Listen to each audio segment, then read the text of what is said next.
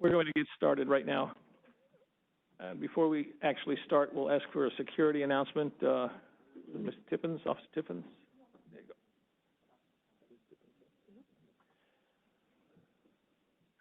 Good morning.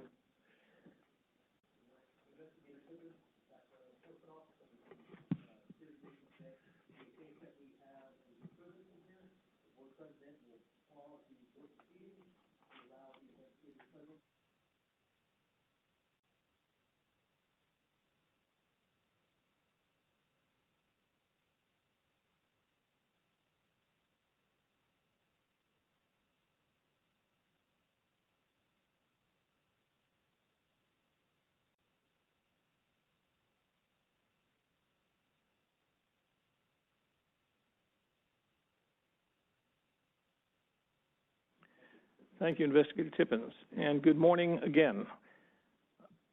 DCA moderator, is the webcast functional?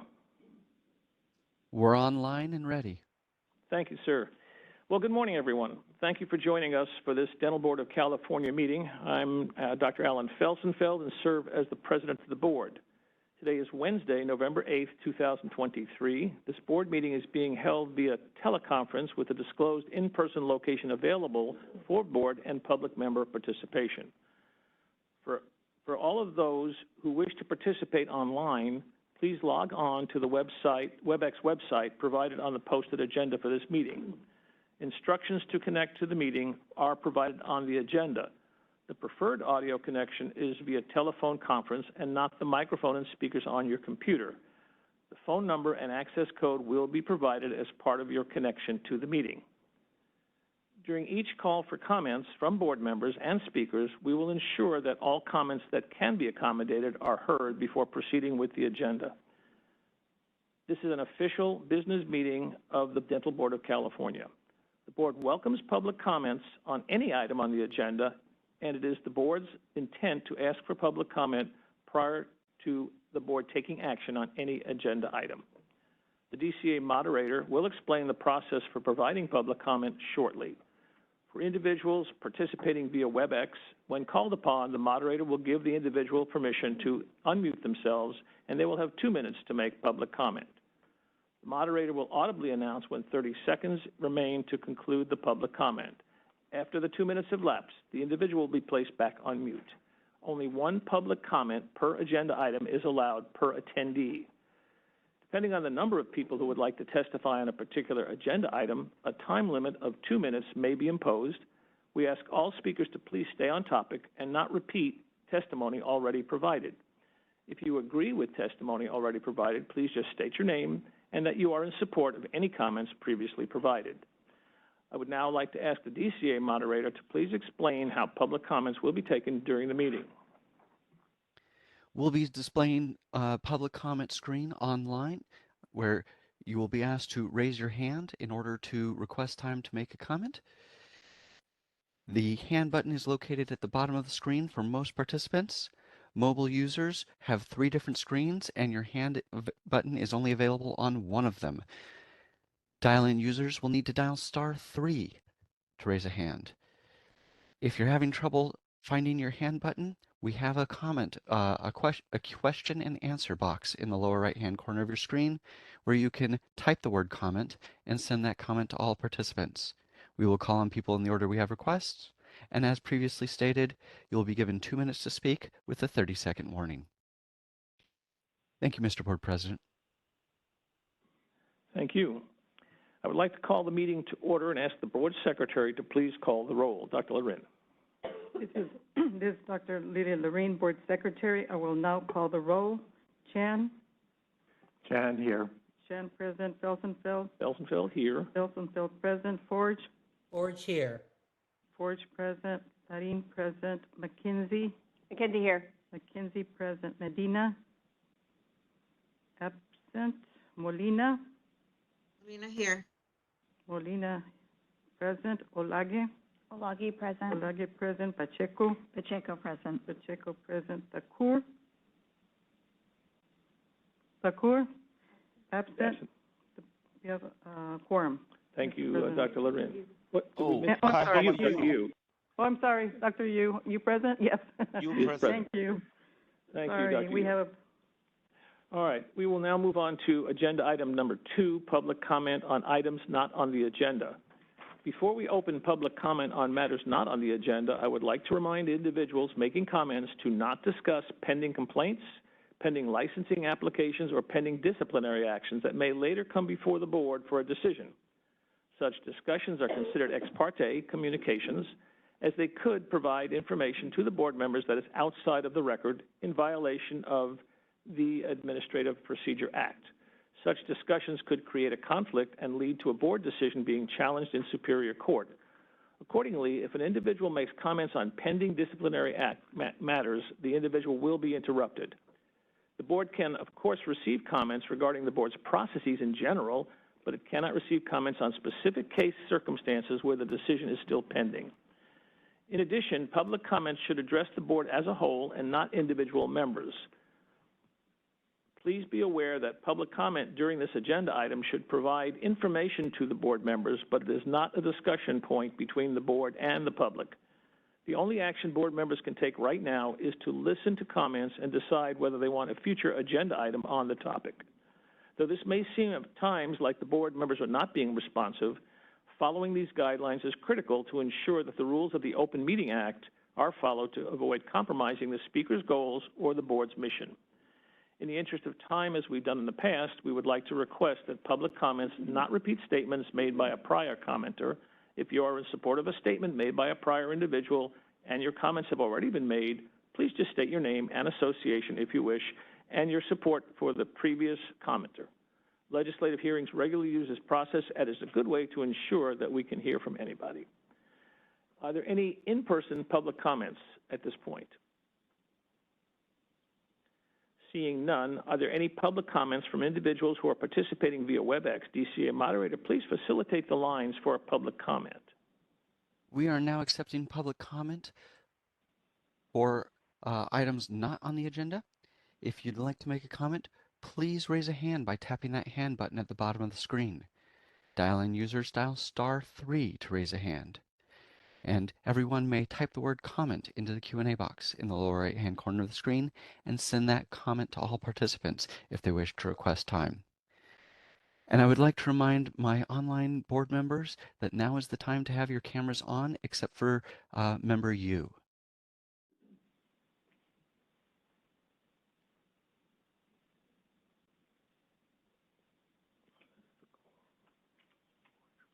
Looking around, I see no requests for comments online.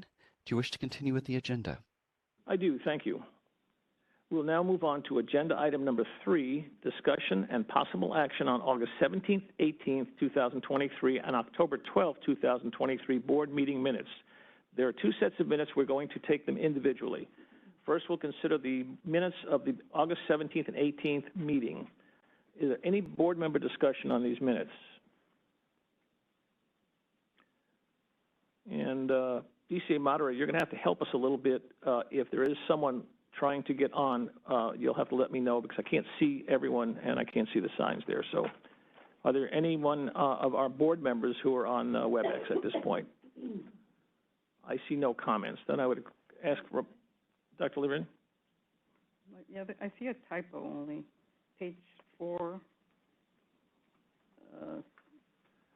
agenda item 6, way down at the, let's see, the first big long paragraph. 1, 2, 3, 4, 5, 6 sentences, a 6th line from the bottom up, releases the issue into Spanish. Is that correct? You're saying establishing a standard of translating releases into both English and Spanish. Translate any press releases the issue into Spanish. DCA will request that boards and bureaus translate any press releases the issue into Spanish. That's what it says. I don't know if that's correct. I don't think that's correct. Yeah, the words "the issue" don't make sense to you. Is that correct? Yes. Can we just do that editorially and remove that? That wouldn't be a problem. You're correct. It's the releases that would have to be translated. The issues are incorrect. Okay, thank you. We'll just do an editorial change on that. Any other comments from the board members? Seeing none. Any public comment from the in-person? Oh, I'm sorry, Dr. Chan. So sorry. This is Chan, and just editorial. On page 26 of 27, last paragraph, Dr. Witcher's name is W-H-I-T-C-H-E-R. Just spelling. Spelling mistake? Yes. Okay, well, again, editorially correct that. Thank you. Any other board member comments? Are there? Another one. Go ahead. 24 of 27, is that correct? Yes. Okay, let's go down there. Dr. Montes responded that they are given an approval status and that they not accredited, It says, Where are you on that, please? that's on page 24, 27, last paragraph, third sentence, third row, Dr. Montez, I see it. responded. Are not accredited, maybe? No, that, I believe that's correct. The sentence that says Dr. Accredited. Dr. Montes responded that they are given an approval status and that they not accredited. That is correct. That's what the board does. We They are, approve. it doesn't say are not accredited? They are not. You have to just. Oh, they are not accredited. I mean, it's just a Poor typo. English. It's That's just a another, typo. let's do the grammar change. That's another one. Thank you, though. Small typo. Are we, any other board member comments on the meeting of, that meeting minutes right there, August meeting?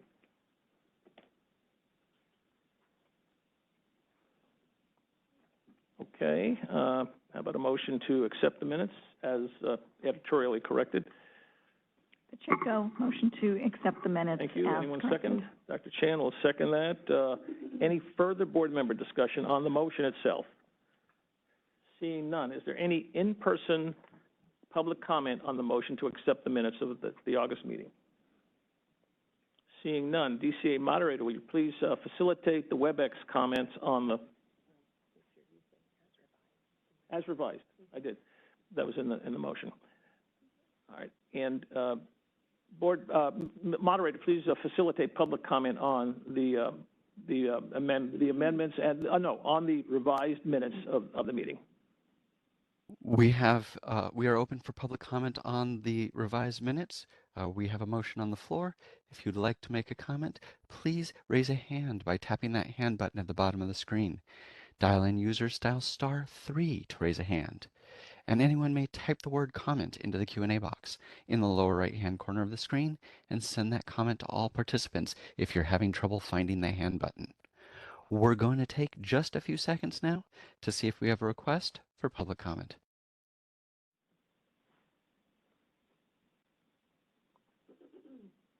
Seeing no requests, do you wish to continue with the motion? Thank you. We are ready for a vote. Board Secretary, please call the roll and record the votes for this agenda item.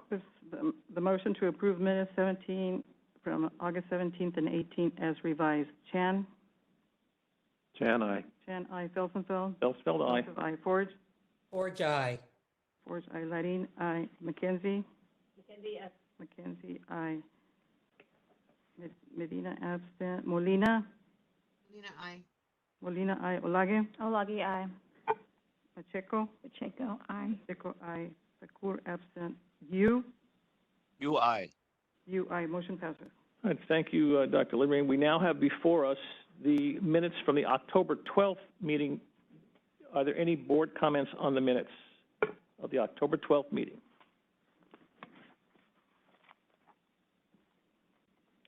Seeing none, I would like a motion to accept them. And seeing none, Dr. Chan. Dr. Chan moves, say it, got to be recorded. I move to accept the minutes of October 12th, 2023. Thank you. Is there a second? Pacheco, second. Thank you, Ms. Pacheco.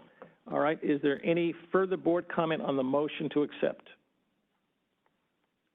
Seeing none, is there any in-person public comment on the motion to accept the October 12th minutes? Seeing none, DCA moderator, will you please facilitate WebEx comment on the acceptance of the minutes? We have a motion for the October 12th minutes. If you would like to make a comment, please raise a hand by tapping that hand button at the bottom of the screen. Dial in users, dial *3 to raise a hand. You may also type the word comment into the Q&A box in the lower right-hand corner of the screen and send that comment to all participants. We're going to take just a few seconds to see if we have a request for public comment.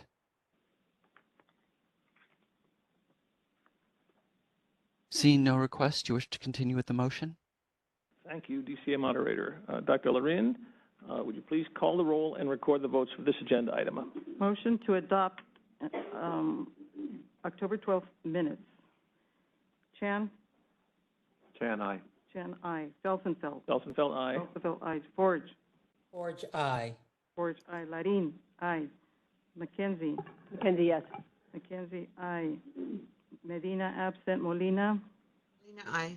Molina, aye. Olage? Olagi abstain. Olage, abstain. Pacheco? Pacheco, aye. Pacheco, aye. Sakur? Absent. You? You, aye. You, aye. Motion passes. Thank you, Dr. Lorin.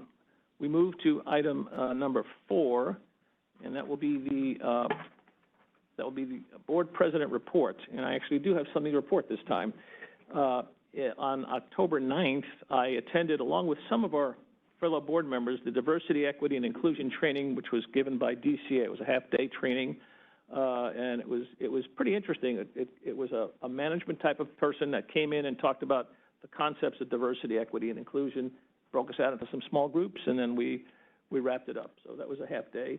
The very next day, I had to attend the board member orientation training, which you do once you're appointed and after a reappointment, and that's an all-day meeting. And it was very good again, because while certainly we have experience of some of the things we've done, it was nice to have it all put together in a package, and there are things we can learn about that. And again, some of our other board members, I believe, were there as well. That was my report. Is there any board member discussion?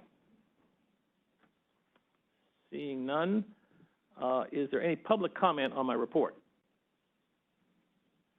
Nothing in person? All right. And how about for the DCA moderator, would you please facilitate public comments from those individuals participating from WebEx? We are open for public comment on agenda item 4, board president report. If you'd like to make a comment, please raise a hand by tapping that hand button at the bottom of the screen. Dial-in users dial *3 to raise a hand, and we will call on people in the order we have requests. We're going to take just a few seconds to see if we have a request for public comment.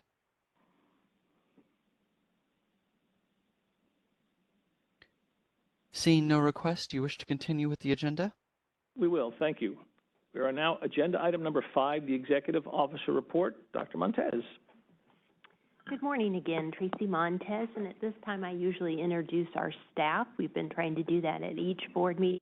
Unfortunately, due to cold and flu season, we will not be bringing in our group that we had intended to introduce today, so we will table that for the February meeting. I will wrap up by just reminding everybody, and if you're not aware, our November newsletter was posted to our website, so I encourage everybody to check out the second edition this year that we have published, our newsletter. And that's it. Thank you very much. Quick question. Do we get any feedback on that? People call in, or staff, or anybody? I mean, it's okay to put it out, and we don't really expect anybody, but did anyone ever give you any feedback on that? Yes, and I'd like to share that I actually had one of our special investigators from the Orange Field office tell me that in his work of being out in the field, he has actually had licensees comment on him that it's been very helpful and educational. So that was really nice to hear, you know, from him. So we do get feedback from time to time, yes. Excellent. Ms. Halagi. I would just like to echo on Dr. Montez, because I have also heard from peers and colleagues of, hey, Rose, did you see that the dental board is doing this now? Like, yes, this is our second edition, more to come. I would think you would know, yes. So I feel it's been perceived very well. I think it's a great mix, too, of the graphics and the language that's used. When you're scrolling through it on a phone, it's easy to read. And I think most of people that are receiving it would most likely be scrolling through a phone. So I look at that, too. I think it's like a max of 3 scrolls up, and you can get through the whole newsletter. So Okay, thank you. Dr. Lorin? Yeah. Yeah, I love the newsletter. It's great. Thank you. I was asked if we can put that a link on a website to the newsletter. Is that okay? From an association website? Mm-hmm. Yeah? Okay. Consider that done. And I do want to give credit to the Department of Consumer Affairs Communication Division, because they are the ones that help with all those neat graphics and so forth. So we work as a team with them. We give them the content, and they work with us on the format. Okay. Okay, is there any further board member discussion on the newsletter? Excuse me, on Dr. Montez's report, which was the newsletter pretty much. Okay, thank you. Is there any in-person public comment on Dr. Montez's report? Seeing none, are there public comments from individuals participating via WebEx? DCA moderator, please facilitate the lines for public comment. We are open for public comment on agenda item 5. If you would like to make a comment, please tap that hand button at the bottom of the screen to raise a hand. Dial-in users dial *3 to raise a hand, and we will call on people in the order we have requests. We're going to take just a few seconds to see if we have a request for public comment.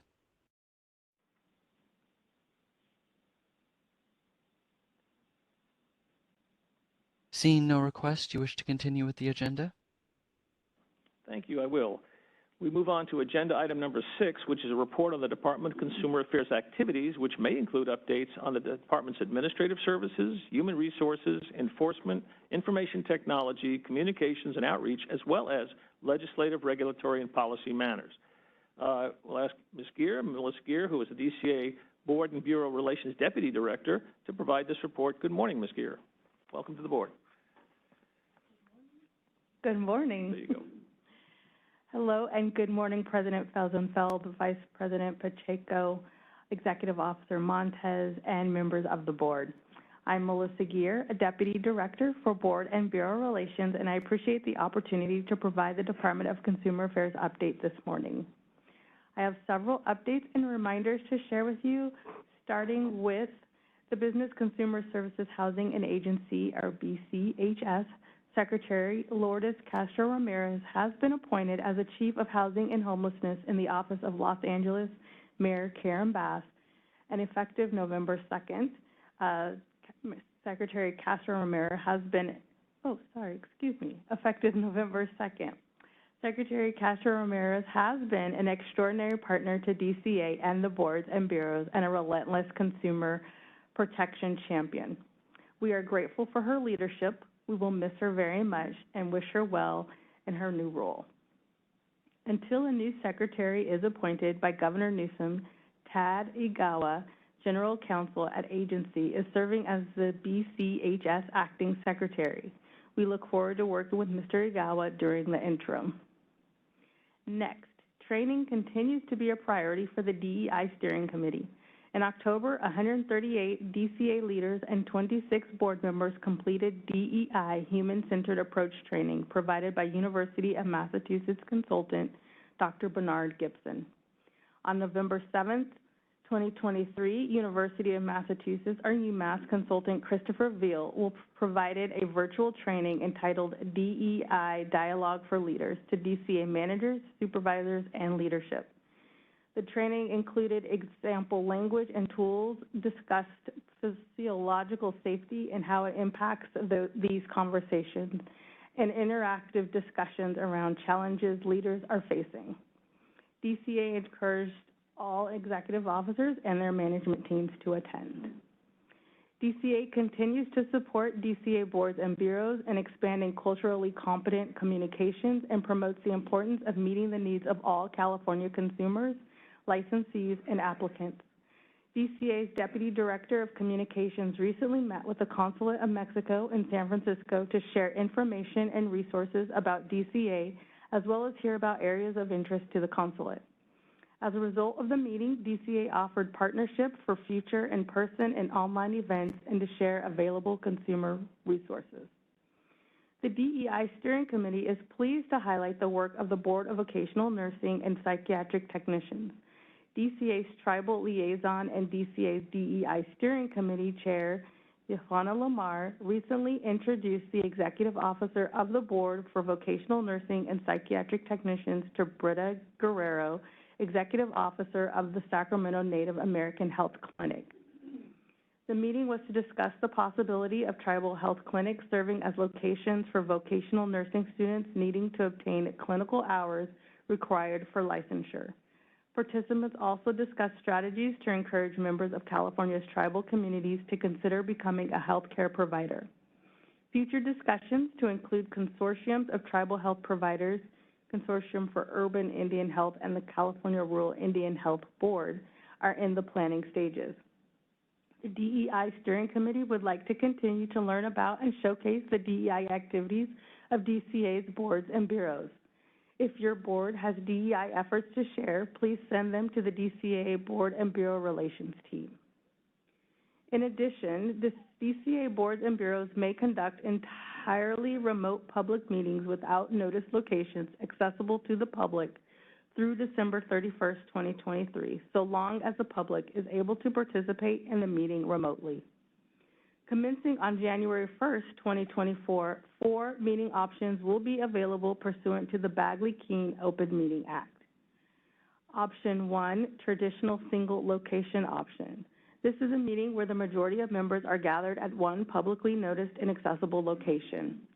No members are participating remotely, and there is no requirement to allow for remote public participation. Option number 2, traditional teleconference option. Board members are located at different publicly noticed and accessible locations, and they are connected via phone or WebEx. There is no requirement to allow for remote public participation.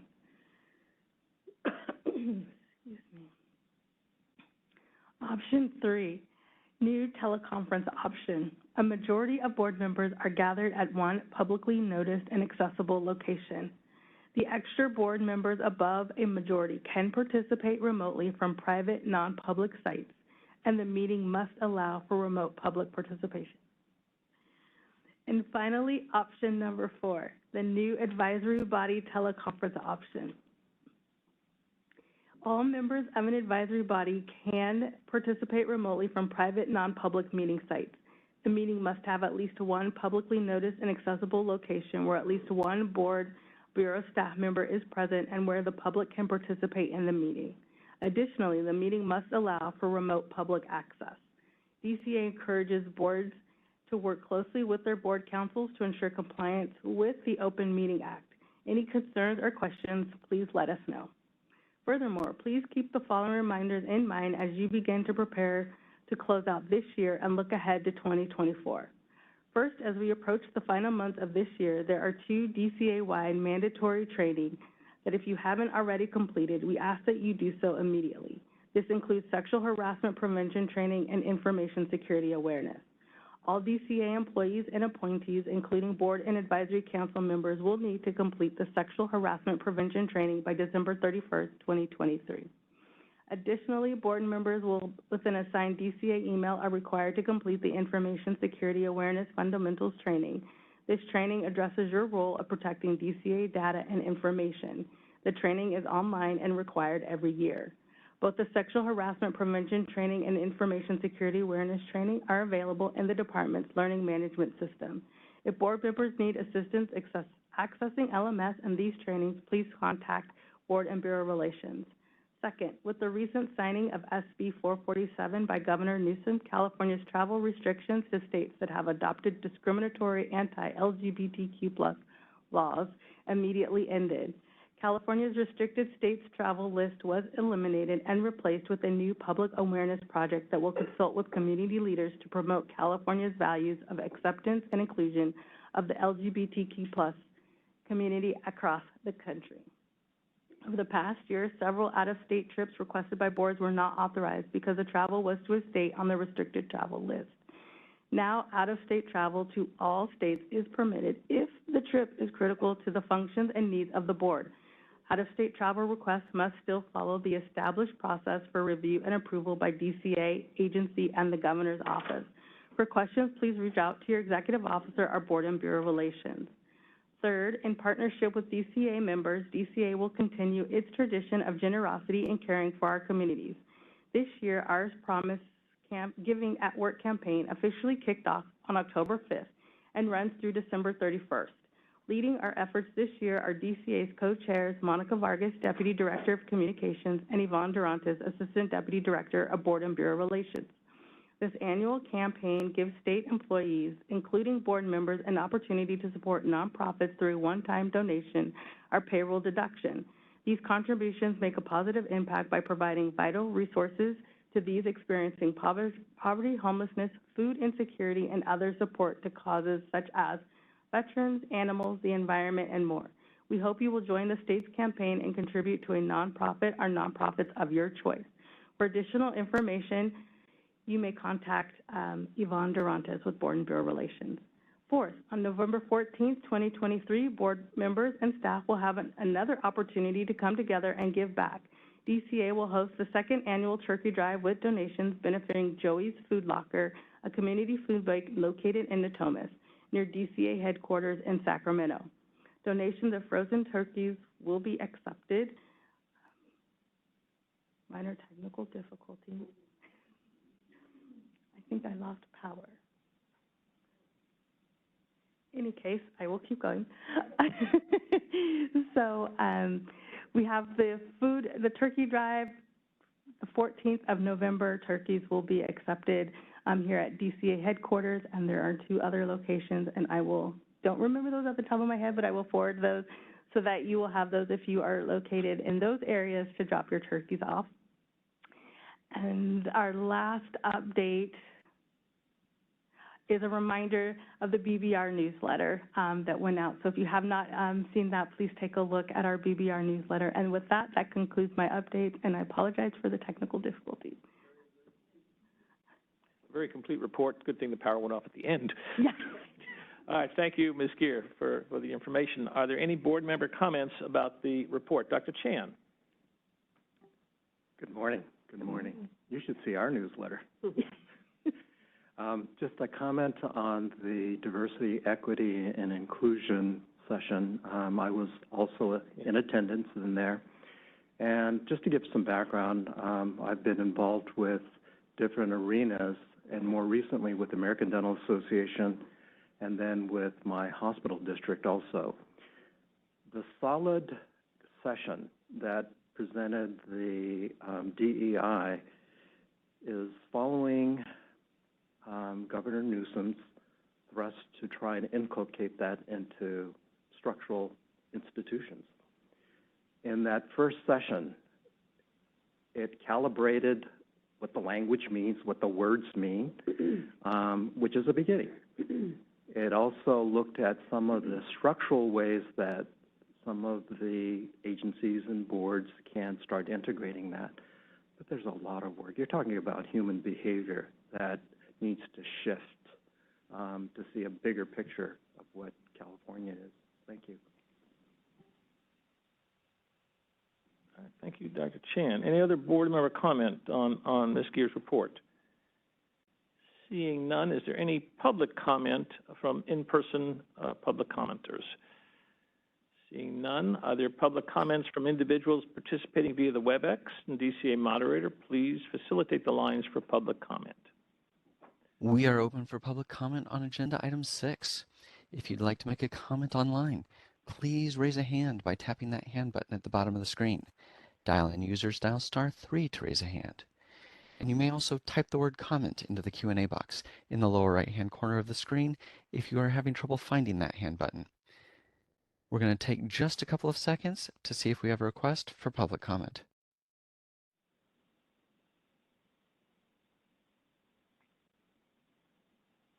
Seeing no requests, do you wish to continue with the agenda?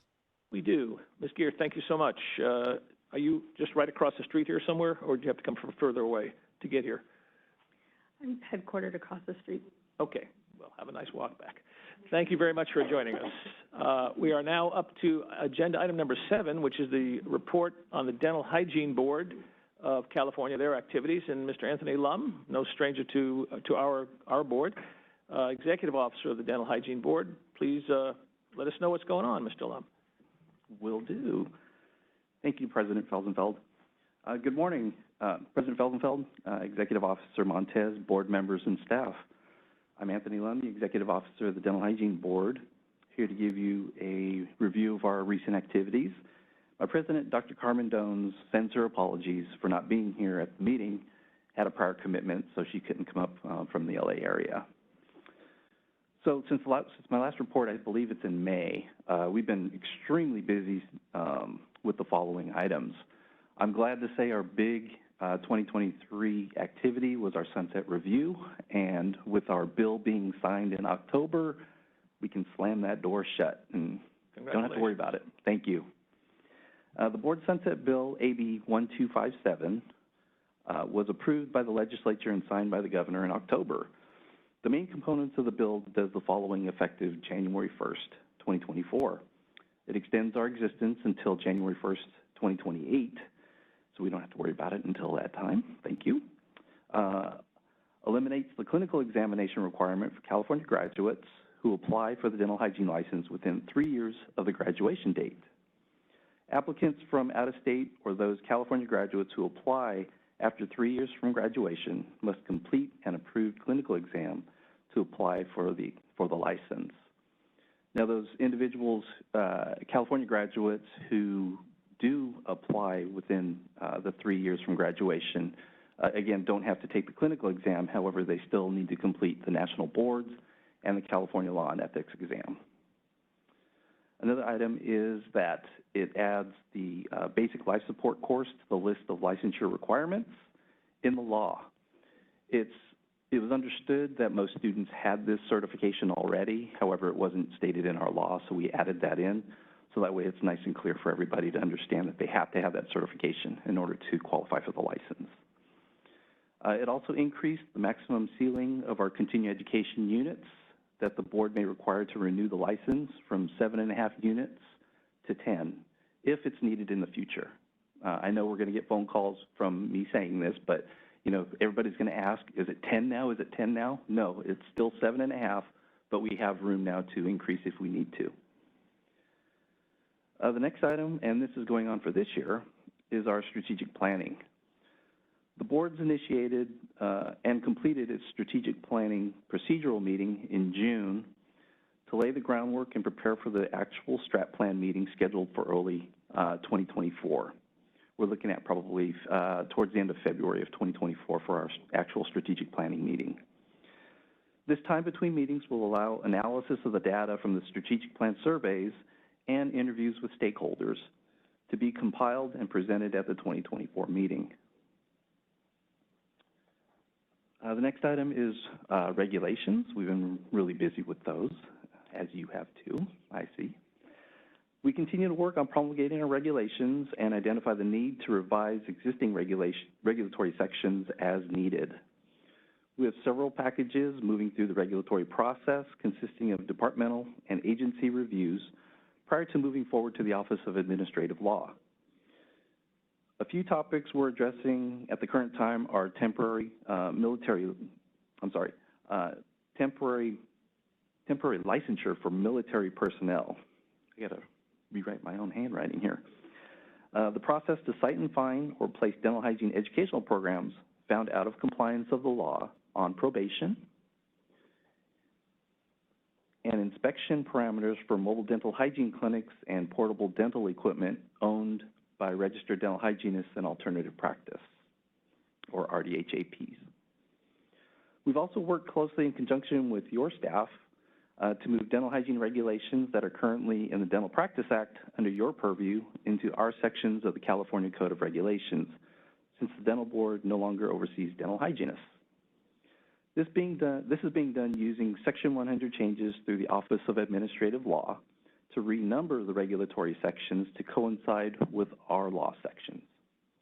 I want to thank Executive Officer Montez and Mr. Bergman for working with us on this. What was that? No worries. On this project. Thank you. The next item is an update on our educational program oversight. Oversight of the dental hygiene educational programs continues with various changes constantly occurring, such as new program directors and faculty qualifications, expansion requests of existing program facilities, and inquiries for new dental hygiene programs due to an anticipated workforce shortage. Multiple site visits to the educational programs occurred over the past few months to ensure a safe practicing environment for students and operational compliance of the law. There are a few schools identified with deficiencies of the law, but they're working diligently toward correcting the issues to return to compliance. In-house, on our personnel, for board members during 2023, we had 4 new board members appointed to the board, 1 dentist member, Dr. Sridevi Panala from the East Bay, 2 dental hygienist members, 1 public member, and 1 of our other public members resigned over the summer due to personal reasons. Currently, we still have 1 vacant member position and anticipate an appointment soon. For staff, we continue to fill our vacant positions as quickly as possible to address the board's work, but it's been a revolving door. I'm sure you've experienced the same thing. We currently have 3 vacancies in our program and 2 new hires within the last month. However, 1 staff person is leaving at the end of this week for a promotion, so we have another vacancy. Hopefully, we'll be working on that soon and get that refilled.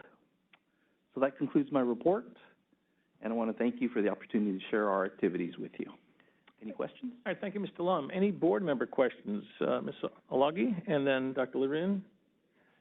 Just wanted to make a comment and compliment Dr. Carmen Jones and the entire hygiene board. It's really nice when the community, students, and stakeholders compliment what your guys' actions have been on an expansion of hygiene programs, and students send a text to me and say, I got in, the cohort expanded. Like the thrill in what their profession. So thank you, to your team for doing that, and the additional campuses too. What I say is, your tribe's your vibe, the vibe in the community with hygiene growing programs here in California. It's on point in my opinion, and it's really nice that it's cascading all the way down, where it gives others hope of I want to join this profession. Yes, So yes, thank most you. definitely. Thank you. Dr. Levin. Yes, thank you for the report. Yeah, it's around the same item that she just spoke about. The Access to Care Committee with the dental board does want to increase the workforce for all the profession and RDA expanded functions. And I just wanted to know, what else are you doing besides the hygiene programs that are starting? Is there anything else you're doing to create more job opportunities in hygiene? Well, what we have is, because the entities, when they're requesting to open up new schools, we have to look at the demographics throughout the state. And unfortunately, the mass majority of the individuals who want to open a new school are in the LA Basin. I know there's a need, but it's it's the most populous area of the state. But fortunately, the 2 that I'm thinking of right now are looking at more rural areas. So that should help that aspect. Any new program has to do a feasibility study just to make sure, because we also want to look at it so that way we're not oversaturating any areas of California. So that's something that they have to complete in order to open up a new program. Other items that I would personally like to start focusing on, and I will bring this up in our strategic plan, is to enhance more of the RDHAP program. I think California, surprisingly for a very populous state, has a lot of dental deserts. And these HAPs can fill in a lot of gaps for that if they're able to have the resources to potentially open a mobile dental clinic or even a standalone brick and mortar place. They're allowed to do that in those underserved areas, and I really would like to see that aspect expanded. Thank you. Do you know how, can you explain a little bit of how bad the shortage is? Do you have any estimate of how? We haven't had a chance to do a lot of research on that. We just know, based upon the feedback that we received from licensees, that, obviously there's, and in conjunction with working with some of the DCA management people that I've met as well, they identify areas that are really profession lacking, and areas of California, that are in mostly the rural areas and, Indian reservations and things like that, that could really use consistent dental care. That's the feedback that I've received a lot of, mostly from licensees, though. Look, I also, between my colleagues, we cannot find a hygienist. It's very difficult to find a hygienist. But we did have a great suggestion from the council this morning, the dental DAC council, and they said they suggested to look into the expired licenses to see if they want to reactivate. Yeah, I was present for the DAC council meeting, and we have the same issue too in looking at. I know a big issue with like the canceled license and things like that. The only problem with what I see in paralleling it with our program is that when you're looking at thousands of licensees who've had a canceled license, they're canceled, a lot of them, because they moved on to become dental hygienists, because they moved on to go to dental school, those types of things. You can't, it's hard to fathom gathering all of your licensee population based upon just the licenses issued. Because overall, the Dental Hygiene Board has issued over 37,000 licenses, but we have an active population of 20,000. So, and we have 5,000 delinquent licensees as well, meaning that they just haven't renewed the license. We send them reminders, but it's up to the licensee to actually renew if they want to. Many of them have moved out of state. A lot of the individuals with canceled license have also just left the profession. Maybe they didn't find it appealing to continue in dental hygiene and moved on to other professions. And one thing that I was really surprised at was how many contacted us about once we, implemented a retired license status. Many of them want to retire, and we calculated that we only had about 800 licensees that were in that retirement age eligibility area. But a lot of them, after the pandemic, they just want to get out of the profession, which is surprising. Hygienists are really trained in infection control, and they're pretty safe in the dental practices, in my opinion. And the schools, when we go out to do site visits, they follow all of the infection control procedures. So I'm really surprised that so many want to leave the profession. Thank you. Okay, thank you. And you had indicated that you were looking at regulations relative to military spouses or military people coming through? The regulation that we have going through right now is a temporary license for individuals, whether they're active military persons or their spouses, for temporary licenses. Both ways? Yes. Okay, that's fine. Thank you. Any other board comments or questions for Mr. Lum? Yes, Mr. Lum, I would just like to thank the Dental Hygiene Board of California and their work on the elimination of the clinical board for the California graduates. You're welcome. We've got a lot of feedback from that, too. Any other comments? Are there any in-person public comments? Ms. Zokai is coming through. Hello, thank you, Mr. Lum, for a really great report, and to also respond to Dr. Loren that the California, Tuka Zokai from the California Dental Association. Thank you.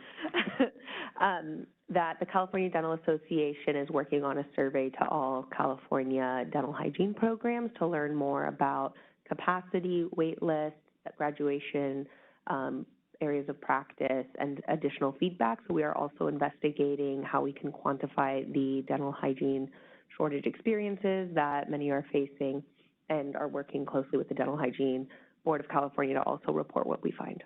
Thank you. Any other in-person public comment?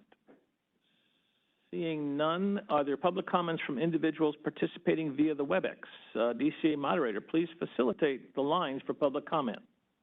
We are now taking public comment on agenda item 7. If you'd like to make a comment, please raise a hand by tapping that hand button at the bottom of the screen.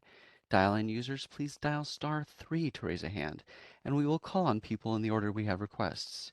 If you're having trouble finding that hand button, please use the Q&A box in the lower right-hand corner of the screen to type the word comment and send that comment to all participants.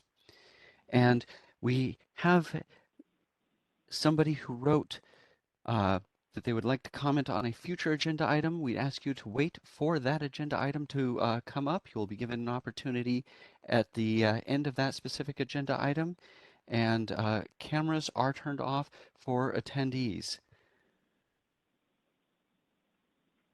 Looking around, I see no requests for this agenda item.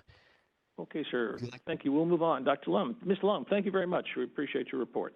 Thank you. We're going to move on to agenda item number 8, the budget report. Mr. Rumbaugh, our Administrative Services Unit Manager, will present this agenda item. And good morning again, sir.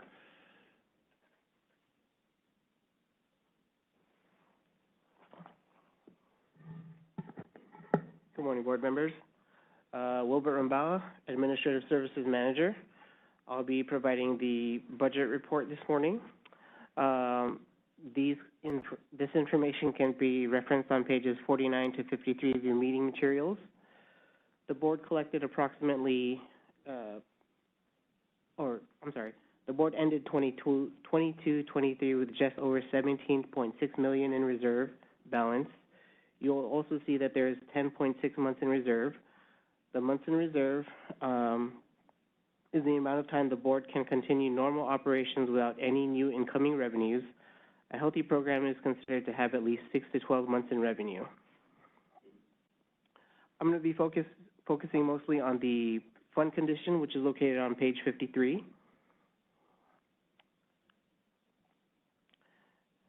Based on the reports received by the Department of Consumer Affairs, the board is projected to revert approximately $635,000 at the end of fiscal year 23-24. The projections, the fund condition includes the projections from fiscal month 3 and any projections for revenue that we have submitted to the department. I want to say that in regards to the report on page 52 for the expenditure projections, there's only currently 3 months of projections, but in terms of the 3 months, all the information hasn't technically been entered into the system yet. So the board, in conjunction with the department, makes the best projection available at the time based on the data that we have input into the system. So the board staff will keep a line of communication with the budget office open to monitor the board's fund condition statement and expenditures and revenues. And lastly, I'd like to note that any future legislation or unanticipated events could result in the board's need for additional resources. There are no action items on this agenda, and this concludes the budget report. Thank you, Mr. Rimbaugh. Are there any board comments or questions for Mr. Rimbaugh? I see none. Are there any in-person public comments on Mr. Rimbaugh's report? None. And are there public comments from individuals participating via WebEx? DCA moderator, please facilitate the lines for public comment. We are open for public comment on agenda item 8. If you'd like to make a comment, please raise a hand by tapping that hand button at the bottom of the screen.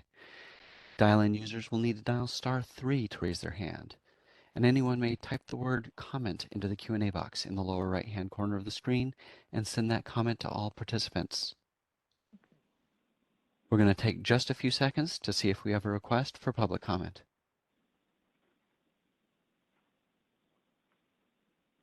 Seeing no request, do you wish to continue with the agenda? I do. Thank you, Mr. Rimbaugh. We're going to move to agenda item number 9A, enforcement, a review of statistics and trends. We're going to ask Mr. Ryan Blonian, who is our Chief Enforcement Officer for the Northern California area, if I'm not mistaken, and he's going to give this report. Good morning, Mr. Blonian. Good morning, board members. Our enforcement numbers in the meeting material are there. During the last quarter, enforcement has been almost full of employees. We've got our IA units fully staffed. We have one sworn investigator that's in the final stages of hiring. With that, we've been able to do a few more things and explore our efficiency a little bit more. So it's our hope that we can work smarter and accomplish more now, and ongoing improvement is what we're working on. And our numbers are there. If you want to discuss our numbers, we can do that, but they're numbers. Okay, thank you. You know, when you said our enforcement's full, I said, oh my God, we can't take on any more cases of enforcement. That's what it sounded like, but I'm glad that it's full with people who can actually do the enforcement. Very, very important part of our work. Yes. Any board comments for Mr. Blonian? I see none. Are there any in-person public comments on Mr. Blonian's report? Once again, none. Are there any public comments from individuals who are participating via the WebEx? DCA moderator, please facilitate the lines for public comment. We are open for public comment on agenda item 9A. If you'd like to make a comment, please raise a hand by tapping that hand button at the bottom of the screen. Dial-in users dial *3 to raise a hand, and we will call on people in the order we have requests. We're going to take just a few seconds to see if we have a request for public comment. Seeing no request, do you wish to continue with the agenda? I think we will. Thank you, Mr. Blanian, and thank you, moderator. Dr. Montez. So I just want to emphasize what Mr. Blanian said, and that is that our Orange Field office is fully staffed, and this has not happened in a very, very long time. And we are shy of one investigator who is in, again, the final stages of the background process, and other than that, we will be fully staffed in Northern California. So I'm super excited because they're doing great things. Always nice to have good news. Thank you, Dr. Montez. We're going to move on to item 9B, which will be an update on our Enlightened Enforcement Project, and we're going to ask Joanne Pacheco. Ms. Pacheco is our board vice president, obviously, to present this agenda item.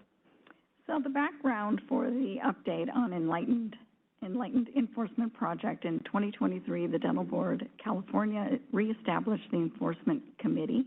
The Enforcement Committee is currently overseeing the board's participation in the Department of Consumer Affairs Enlightened Enforcement Project.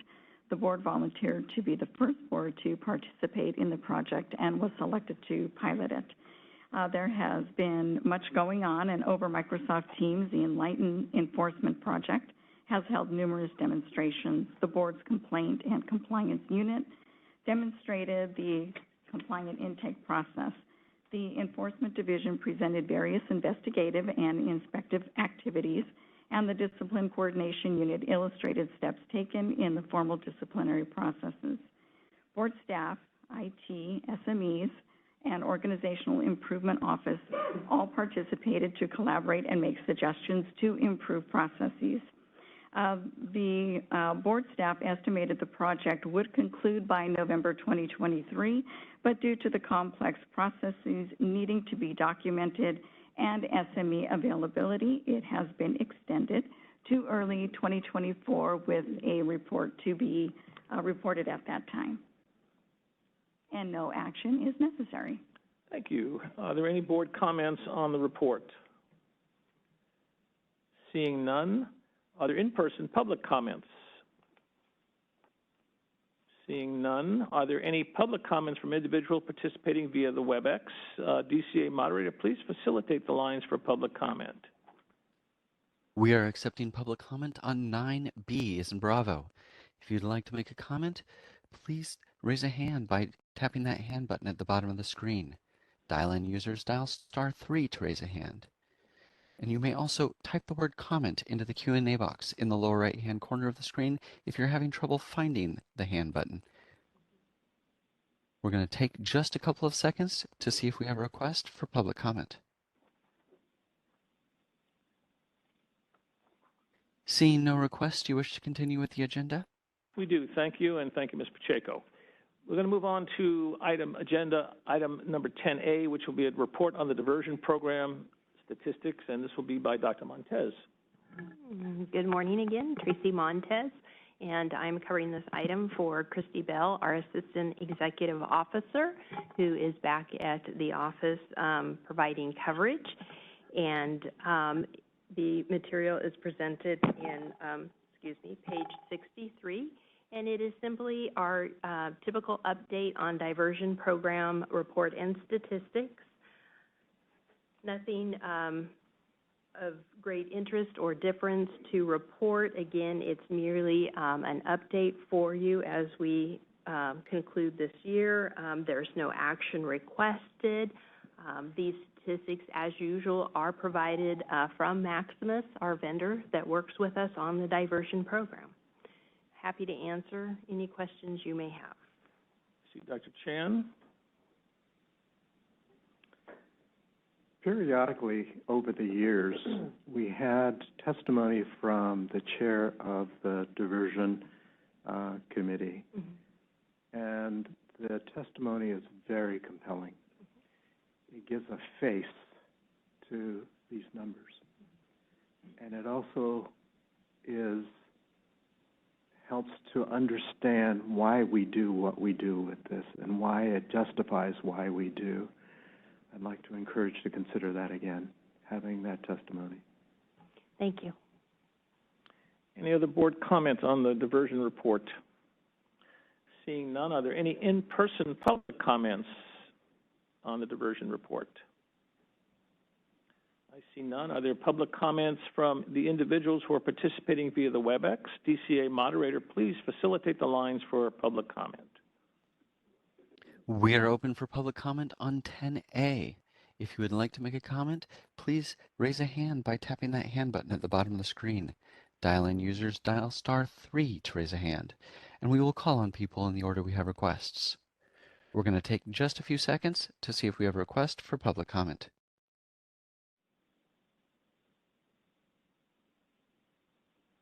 Seeing no request, do you wish to continue with the agenda?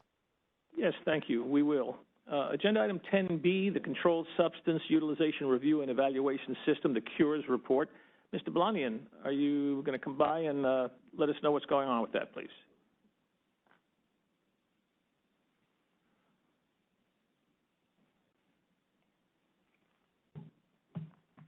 I left the microphone on because I knew he'd be back.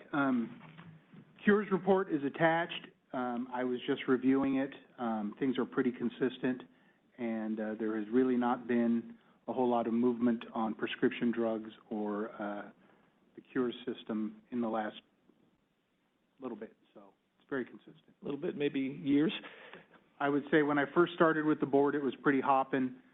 Things have really calmed down, and it looks like everybody's worked to get the prescribing in a good place has worked. So, okay. Yeah.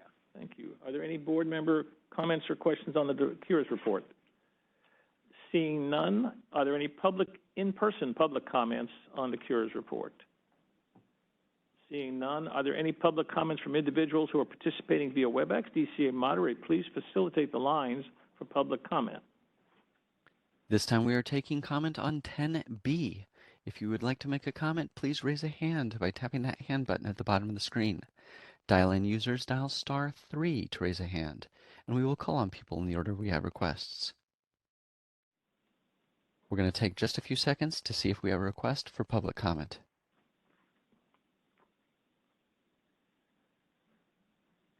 Seeing none, do you wish to continue? I do. Mr. Blanian, thank you again. I don't know about you guys, but I'm getting hungry. We're going to take 1 hour for lunch and be back here at 10 of 1.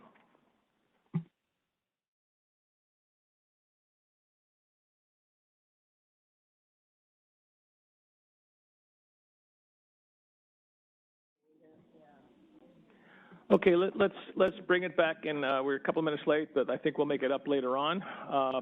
We're now on agenda item 11A. A DCA moderator, are you still okay with us? We are still good to go. Do we Okay, need then to we're do going roll to call pick it up. before? Agenda item 11A. It's going to be the update on dental licensure and permit statistics, and I see Ms. Regali working her way forward.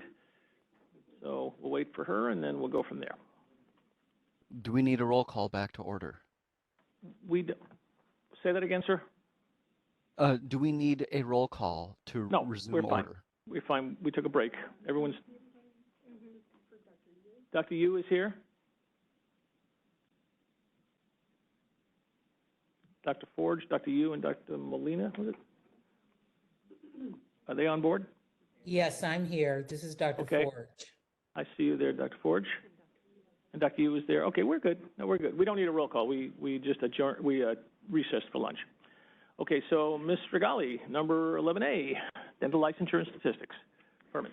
Thank you, Dr. Felsenfeld. Good afternoon, members of the board. My name is Paige Regali. I'm the Chief of Dental Programs and Customer Support, and today I'm presenting agenda item 11A, which begins on page 73 of your meeting materials. The memo provides application statistics, law and ethics written examination statistics, and license and permit statistics for the dental licensing and examination unit. Page 81 of the meeting materials includes the date of the last occupational analysis done by the Office of Professional Examination Services, which is 2018. The target date for the next occupational analysis is 2025, and it's currently something that's ongoing and being worked on right now. Beginning on page 85 of your meeting materials, the table provides statistics on current and active dental licenses by county and on the population per dental license from fiscal year 21-22 through current fiscal year ending first quarter of September 30th, 2023. Yuba County, again, has the highest population per dentist, and both Sierra and Alpine counties have the lowest population per dentist. There's no action requested, and this concludes this agenda item. I'm available for questions. Thank you. Are there any board comments or questions about Ms. Regali's report on the statistics? I see none. Is there any in-person public comments on this report? I see none again. Are there public comments from the individuals who are participating via WebEx? Will the DCA moderator please facilitate the lines for public comment?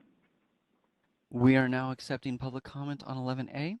If you would like to make a comment, please raise a hand by tapping that hand button at the bottom of the screen. Dial-in users will need to dial *3 to raise a hand.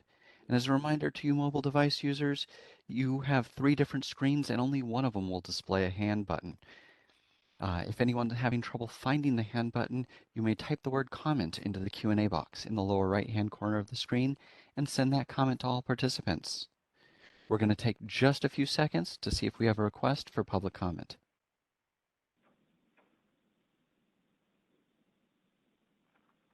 Seeing no request for public comment, do you wish to continue with the agenda? We do. Thank you very much, sir. And Ms. Regali, thank you. We are now on agenda item 12A, which will be an update with a discussion and possible action on the review of the Joint Commission on National Dental Examinations Integrated National Board Dental Examination. Dr. Montez is going to present this, but we have a guest with us today. I'm going to ask Dr. Matt Grady, who comes from the Joint Commission on National Dental Exams, to please come forward and have a seat. In case there are any questions, I will certainly have one or two. Go ahead, Dr. Montez. Thank you, Tracy Montez. Okay, this is agenda item 12A, and as you recall, licensing boards and bureaus within the California Department of Consumer Affairs are required to ensure that examination programs used in California licensure comply with psychometric and legal standards. So the board requested that the Office of Professional Examination Services complete a comprehensive review of the Integrated National Board Dental Examination, which is developed by the Joint Commission on National Dental Examinations and administered by Prometric. So OPS performed this review to evaluate the suitability of the examination for continued use in California and the licensure of dentists. The examination is used by all 50 states and some territories. The INBDE requires candidates to demonstrate the knowledge necessary to practice dentistry safely and within the dentistry scope of practice. JCNDE researched and validated the examination to ensure that the competencies required for entry-level practice are measured. And the agenda item goes on to discuss a summary of this review conducted by OPS. It's a very similar type of work that is performed when the board does the occupational analysis and so forth, as well as when it does any other reviews of national exams. It's important to ensure that these different phases of exam development meet psychometric standards. So OPS did find that the procedures used to establish and support the validity and defensibility of the components listed within the memo, that they do appear to meet professional guidelines and technical standards outlined in the Standards for Educational and Psychological Testing and in California Business and Professions Code Section 139.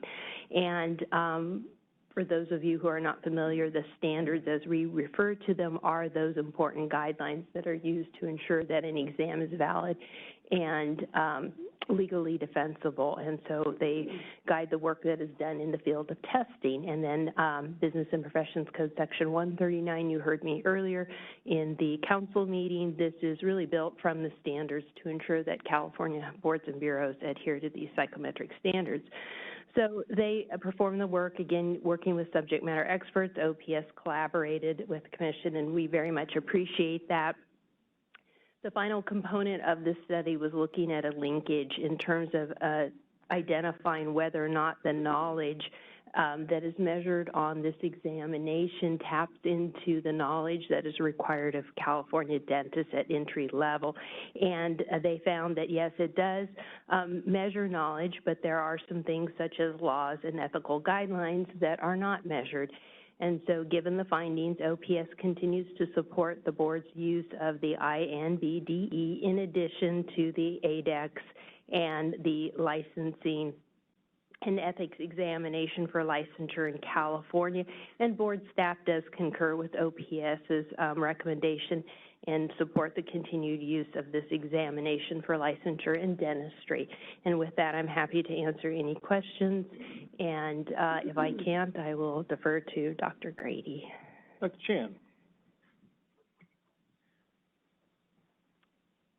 So the first element is that I kind of got lost towards the end of this report where the third paragraph at the end of page 89 says that INBDE did not assess the practical demonstration of skills in California-specific laws and ethics.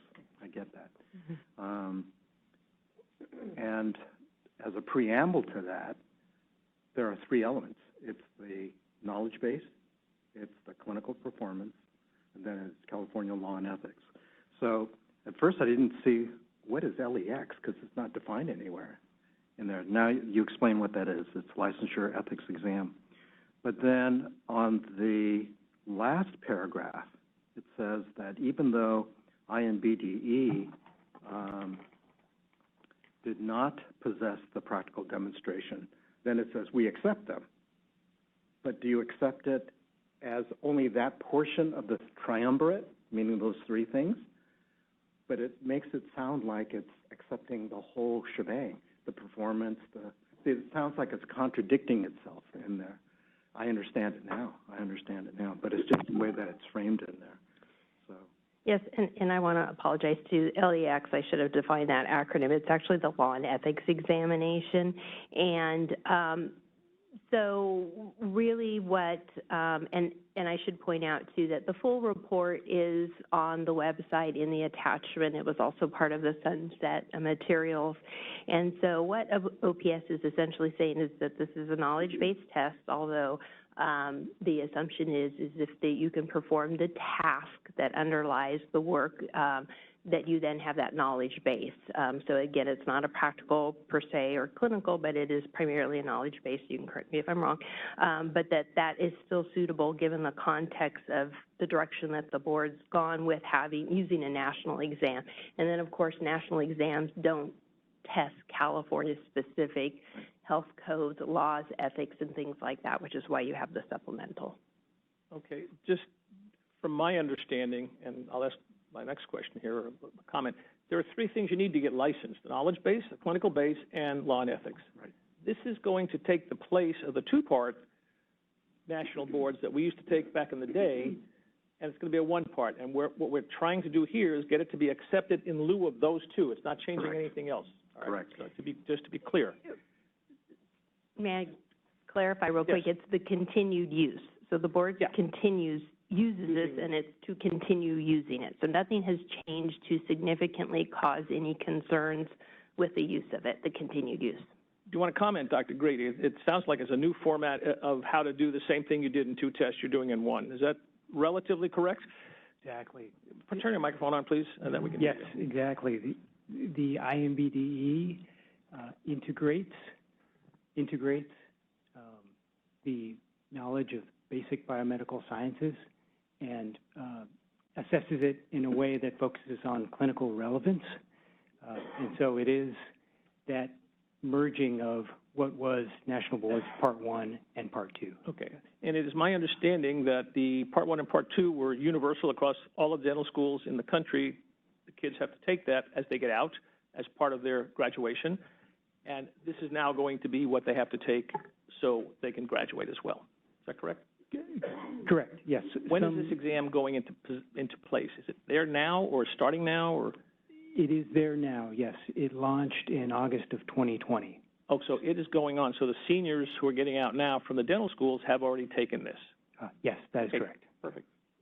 Are there any other board comments or questions about this? I see none. Do we have a motion to, oh, you have another comment. I'm sorry, I didn't see you. I'm sorry, yes. No, that's quite all right. I just thought about it. Sure. Well, what is the percentage pass rate before and with the old exam and the new exam, the comparison?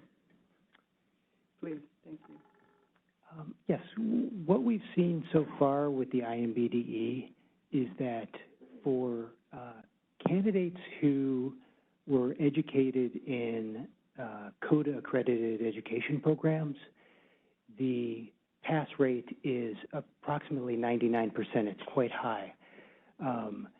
For the National Board Part 1 and Part 2, the pass rates historically were in the same neighborhood, a little bit lower, maybe ranging from 90 to 97% or maybe over the final 10 years of the administration of that exam. The new exam, the pass rate is approximately 99%. Yes. It's similar, yes. Okay. Yes, it is. Thank you. All right, any other board comment? Then why don't I, just to clarify what we've been talking about here, I'd like to make a motion myself that we accept OPS's recommendations to continue using the what are the initials? The INBDE, the combined exam, as part of our licensing, our licensing requirements. That sound right? Anybody want to second that? Pacheco, second. Thank you, Ms. Pacheco. Is there any board member discussion about the motion to accept this report and that change in the licensing? I see none. Is there any in-person public comment on this? I see none. Is there any public comment from the individuals who are participating via WebEx? And DCA moderator, please facilitate the lines for public comment. We are now accepting public comment via WebEx. If you'd like to make a comment on this agenda item, on the motions in particular, please raise your hand by tapping that hand button at the bottom of the screen. Dial-in users dial *3 to raise a hand. And if you're having trouble finding that hand button, there's a Q&A button in the lower right-hand corner of your screen where you can type the word comment and send that comment to all participants. We're going to look around for just a second to see if we have a request for public comment.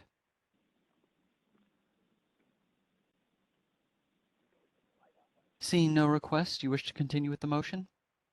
I do. Thank you very much. Board Secretary, why don't you take the vote? Yes, the motion is to continue using the INBDE combined exam as part of the licensure requirement. Chan? Chan, aye. Chan, aye. Felsenfeld? Felsenfeld, yes. Felsenfeld, aye. Forge? Forge, aye. Forge, aye. Larin, aye. McKenzie? McKenzie, yes. McKenzie, aye. Medina, absent. Molina? Molina, aye. Olage? Olagi, yes. Olage, aye. Pacheco? Pacheco, aye. Pacheco, aye. Thakur, absent. And you? You, aye. Okay, thank you. The motion passes. Thank you. We're now going to move on to agenda item 12B, which is an update, discussion, and possible action on the review of the Joint Commission on National Dental Examinations Licensure Objective Structured Clinical Exam, called the DL-OSCE by its acronym, I guess. Would you like to talk about that, Dr. Montez? Sure. So again, this was before my time here, but the board had requested again that the Office of Professional Examination Services complete a comprehensive review of the Dental Licensure Objective Structured Clinical Examination, which is also developed by the Joint Commission on National Dental Examinations and administered by Prometric. So again, they performed the review to evaluate the suitability of the examination for use in California licensure of dentists. The examination is accepted in 6 states. So again, OPS, in collaboration with the board, reviewed each of these components, similar that was done on the prior examination that we just discussed. And they found that the procedures used to establish and support the validity and the defensibility of the components of the exam do meet the professional guidelines and technical standards outlined, again, in the Standards for Educational and Psychological testing and consistent with Business and Professions Code Section 139. There were some actions to strengthen the validity. These were noted in the report that is also found on the link on our website.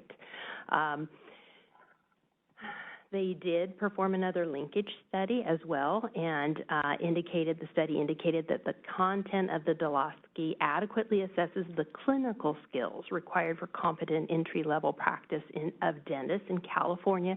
However, it did not necessarily assess the comprehensive knowledge base required for competent entry-level practice, and of course, it did not address the California-specific laws and ethical guidelines. So based on their analysis, they generally support the board's potential use of the Dulosky for licensure in California. And again, it is not part of the current process for licensure, but it could be as an alternative to the ADEX and in addition to the INBDE and the law and ethic examination.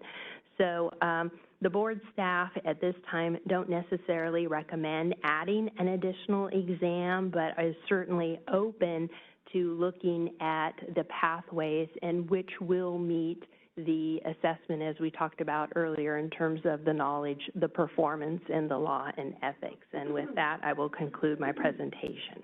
All right. I think what I'd like to do is ask Dr. Grady if he would be willing to, you have a little statement you'd like to make about, would you tell us what Dulosky really does and what it is? Because I know for many of us it's something that we don't understand. It's new, relatively new. It's been on the table for a while, but it's new to us in some respects. So could you explain that, and then we'll ask a couple of questions, and then we'll go to the board too. Go ahead, sir. Sure, I'd be glad to. So the Dulosky is essentially a new type of clinical dental examination. It is designed to assess candidates' clinical judgment and skills. It's a computer-based examination, and it's administered at Prometric test centers all across the country, including throughout California and neighboring states. It takes about 6.5 hours to complete. It's a one-day exam. It contains 150 questions. Essentially, all of the questions on the examination present a patient scenario where the candidate must evaluate, for example, clinical photographs, radiographs. Many of the questions involve three-dimensional models that the candidate can view on the screen and manipulate and view from various angles, zoom in on, things like that. The examination launched in June of 2020, and since that time, the Joint Commission has established significant validity evidence to support boards' use of the examination. In fact, several boards are already accepting the examination as fulfillment of the clinical examination requirement that is present in essentially each state. I'd be happy to answer any questions that anyone has about the examination at this point. Any board questions? Dr. Loren? You're waving at me. Thank you. Go ahead. Thank you again. I'm just a little concerned that this, they may be able to assess the clinical skills, but transferring that into a life situation and actually doing the work is very, very different. So I still believe it's very important to hands-on examination, because yes, they can look at the x-ray, but when they actually go in there and do the work, and I've seen this where there's a lot of students that leave decay. There's a lot of students that leave decay, and that's not acceptable. And you can't demonstrate that here with just looking at an x-ray. But they can tell you there's a cavity there, but when they actually go and remove it, they're not removing it. So, I mean, how do you assess that? It's an excellent question, and I can tell you that the Joint Commission does feel that, for example, psychomotor skills are very important in dentistry. The Dulosky does not directly assess psychomotor skills, as you mentioned, but it does do a very good job of predicting a candidate's clinical performance in dental school. And so we think that the Dulosky is assessing those clinical micro-judgments, clinical micro-judgments that really underlie the candidate's ability to detect that decay and know it's there and know that they need to keep going or know that they need to stop.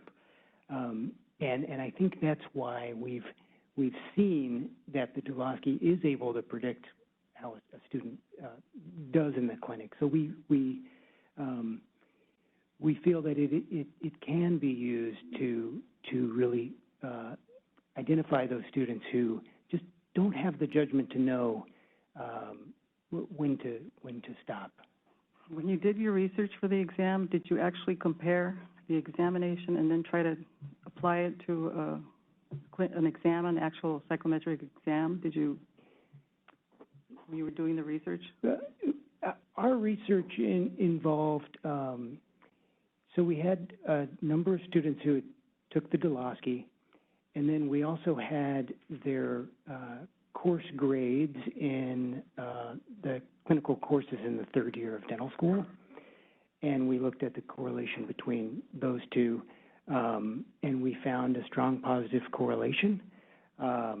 We also asked these students, the academic dean at these students' school, to rate the students in terms of their clinical performance.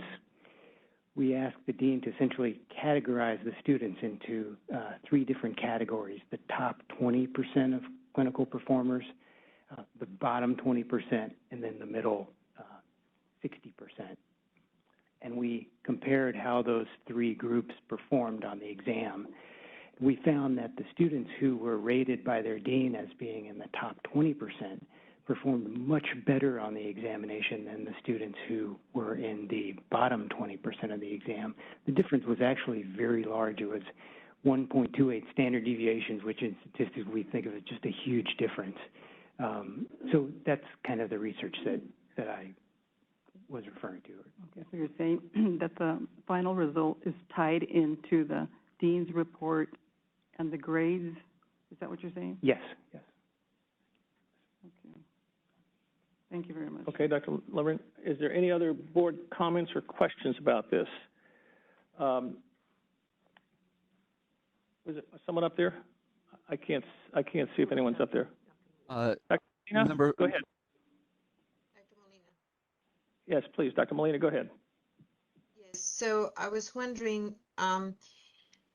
following that, were there any correlations made with the cohorts that had limited exposure to patients during COVID, since they were not able to see as many patients and therefore not get the practical experience?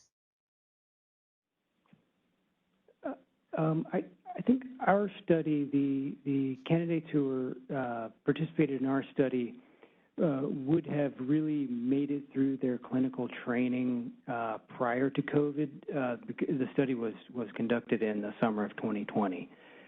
So we've not done a follow-up study looking at a cohort that would have been most heavily affected by COVID. No. Okay. Thank you. Thank you, Dr. Molina. Are there any other board comments? Let me make a motion so we can move through this and get some public comment. I would like to move that the OPES report on the Dulosky, the DL-OSCE, be accepted. This is the one that's being used throughout Canada. Is that correct for licensing similar to this? So it's not the same examination. Excuse me, while I'm doing that. Go ahead. Canada has their OSCE examination, and the Joint Commission's got its separate examination, but it is being used by several states. Okay. All right. So let me make a motion. Inasmuch as OPES has felt that this is the equivalent of a clinical examination such as ADEX, that we ask staff, direct staff, to pursue this as an alternative to the ADEX or in addition to the ADEX. However we do that, it's going to need statute, it's going to need work. We're not going to be able to get it done quickly, but I think it needs to be studied further because I think this does present an option for the California board. Can I make it more concise? I think it's a good thing to do. Let's instruct staff, did I ramble? Let's instruct staff to further pursue the DL-OSCE as an alternative exam for licensure in California. For you? You want me to say something about? Well, No, I can add to it. pursue to me means, get legislation and Further change study the it. statute or okay, so research. Research, that would make it easier. Yeah. At some point, we're going to have to get to the level of statute if we feel it's a viable alternative. All right, let's direct staff to further research the use of DL-OSCE as a means for licensure in California. Are we okay with that, Council? Yeah, all right. So, aside from the OPES exam, what additional research are you looking for? I mean, because, here's what staff is going to have to come back with. Are the success rate of other states, or are additional states currently looking at implementing it? Is that the kind of research all of the above? Yeah, for? we're not going to get into the mechanics of the exam. That's been found to be acceptable. It's a question of, is the administration of the exam going on? Is it been good for the states that are doing it? Are there downsides? You have to think about that. Are there downsides for us doing it? Dr. Montes. I'd like to recommend that we do, that staff are directed to research and compare the DL-OSCE to the ADEX exam in terms of potential licensure, use and licensure. I think what we need to focus on is comparing those two. That's what I said. Okay, so we're gonna say we have to craft this. Motion has not been actually written out for us. We have to craft it, and it's to direct staff to further research the use of OSCE and compare it to the ADEX as a means of clinically, to answer maybe Dr. Liren, clinically assessing the ability to get a license in California. Use the language you want there. Are we good with that? Okay. Anybody want to second that? Anybody? No one? Thank you. Olagi seconds. All right. Is there any further board discussion on this concept, this topic?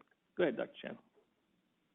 Okay, so looking at the last two paragraphs. So looking at the last two paragraphs, OPS generally supports the board's potential use of DL-OSCE for licensure as an alternative to ADEX, in addition to INBDE and LEX. We understand that. And yet, the last paragraph contradicts that. It says, board staff do not recommend adding an additional exam to the dental licensure pathway. The current examinations appear to be functioning well. An additional examination requirement could be perceived as a barrier and cost to candidates. I think we need an explanation. Yes, thank you. I'd be happy to explain that. So that is because the board staff does not feel that we need to just simply add an exam to be adding an exam. So to have the ADEX, the DL-OSCE, the INBED, and the LEX may not be necessary because right now things seem to be functioning well. Now, certainly, if the board, as OPS is saying, an alternative to the ADEX would like to explore that because this may have a stronger assessment of clinical skills, then certainly board staff would support that. I'm going to step back in my prior role with DCA. Boards are often approached by associations about various exams. Here, take our exam. These states accept it. Oh, let's take this exam because now these other states. And before you know it, there's all kinds of exams being used to assess entry-level competence, and that's very challenging for statistical purposes. So we don't want to just add an exam to add it. We want to be thoughtful, and so that's why if the board chooses to move forward, we want a thoughtful assessment as to whether or not it should be possibly replaced. It would be the ADEX essentially here because you have a national and you have law and ethics, and those really are different. So that's what that paragraph is saying, that don't add it just to add it, but if you want to explore it as an alternative, then the board staff and OPS would support that. So the key words are explore versus implement. Implement was not the purpose of this, is to find out more. You can't quite implement it without going through the whole legislative process. All right, do we have any additional board comment on the motion, which has been made several times, and we'll have to reread it once we get it all set to go? Any other comments here? All right, why don't you read it, because I'm going to ask for public comment, make sure everyone's talking about the same thing. The motion is to direct staff to further research the use of the DLOSCI compared to the ADEX as a means to clinically assess candidates for dentist licensure. There you go. Perfect. I couldn't have said that better myself. All right. Is there any in-person public comment on this topic?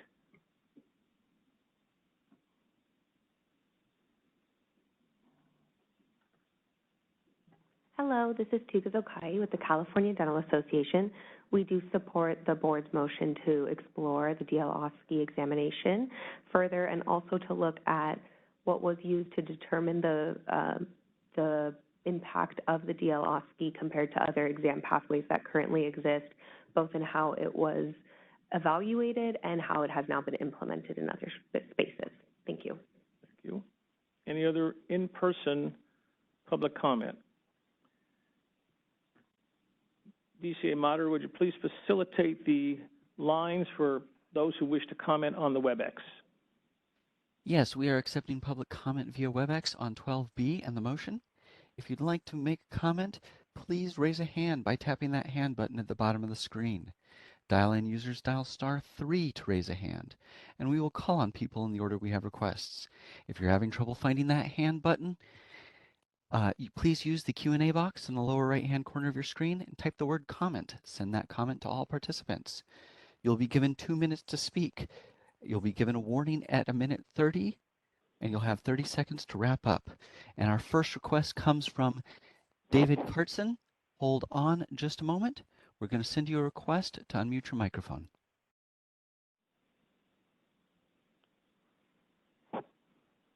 Dr. David Carson, Washington State Dental Commission Chair, DLOSCI Steering Committee, and Assistant Professor at Oregon Health Sciences University.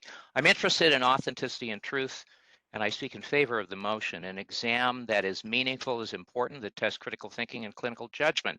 So I have done a small test of what you're asking for, although the N is very small. I teach residents. I've taught residents that pass the ADEX, and I taught residents that pass the DLOSCI, both during COVID. So that being said, I have had some issues with the residents that passed the ADEX. One was deemed incompetent.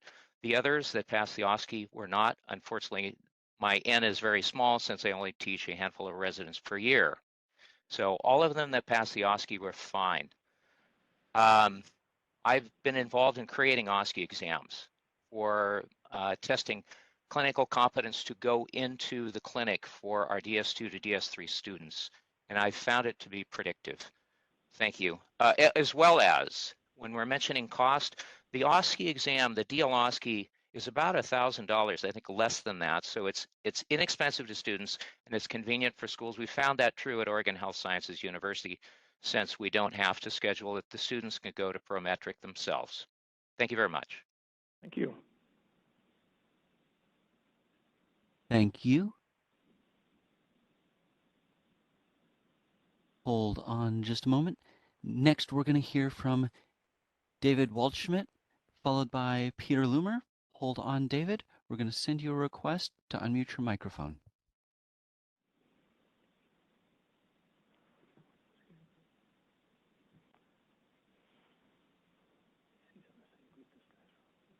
Okay, can you hear me? Yes, go ahead, please. Great, thank you so much. My name is David Waldschmidt, and I serve as Director of the Joint Commission on National Dental Examinations. And I'd like to read a statement on behalf of Dr. Anthony Heroux, Chair of the Joint Commission on National Dental Examinations.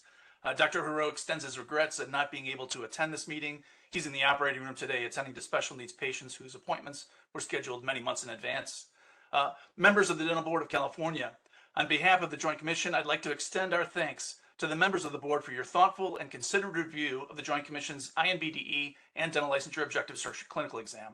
The Joint Commission is pleased to have the opportunity to serve the Dental Board of California through our examinations, which are in use by boards throughout the United States. In fact, the Joint Commission's assessments of candidate cognitive skills are accepted by every dental board in the U.S. In just 5 years, we will celebrate 100 years since we first began work in helping to inform decisions to license individuals to practice dentistry. We are incredibly proud of our track record of success in bringing boards valid, reliable, and fair examinations that are used to protect the public health. The Joint Commission is an organization that the Dental Board of California has relied upon for many years to provide accurate information about whether an individual seeking a license to practice truly possesses the level of skills necessary for safe and effective practice. The decisions that the board makes are incredibly important. These decisions have implications for the health and well-being of every citizen of California who receives dental treatment in this state. With the preceding in mind, the Joint Commission is particularly proud of its most recent examination, the DELOSKI, as it is commonly called. The DELOSKI is a cutting-edge examination designed to fulfill board's clinical licensure examination 30 requirement, seconds. built from the ground up with the protection of the public health firmly in mind, informing every decision with regard to how the exam was developed.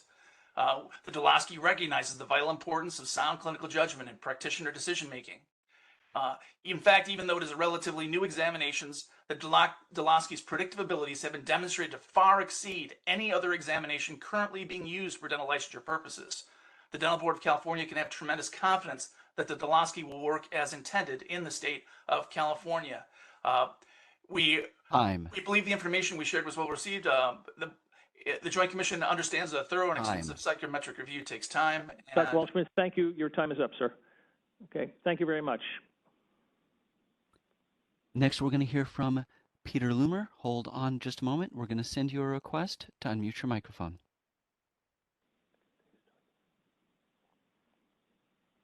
Thank you. I'm Peter Loomer. I've been a test construction writer for the Joint Commission for over 10 years, including the DL Oscar. And I'm also a professor and dean of the School of Dentistry at UT Health San Antonio. And I'm just wanted to comment on the fabrication of the examination. It really is able to test a lot of your ability to not just to diagnose, but to understand what the next step would be in treating the patient. It's actually a very challenging exam, very different from other exams in this. It's really focused on clinical skills. It is modeled after the one that's been used in Canada for many years, and really it's the team of experts that puts it together, and it has worked in the states that are using it. It is certainly lower cost to the candidate, and it's able to test skills on a wide variety of patients that are not really, or patient scenarios that you're not able to do in a simulation board exam. So just wanted to provide a few comments for the board, and I appreciate you the opportunity to speak to the board. Thank you. Thank you, sir. And those are all of our requests for comments at the moment. Do you wish to continue with the motion? We do. Thank you very much for your help there. We are ready, I believe, to take a vote. Board Secretary, please call the roll and record the votes.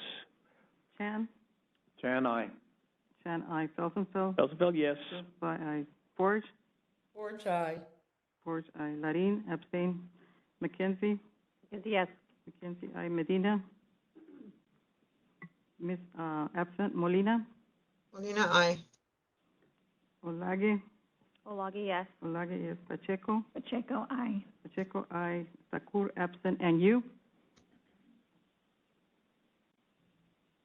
Dr. Yu? Do we see him up there at all? Maybe disconnected. This is the moderator. We have Dr. Yu online. Okay. We're going to send him a request to unmute his microphone, just in case he needs to cycle through a different screen.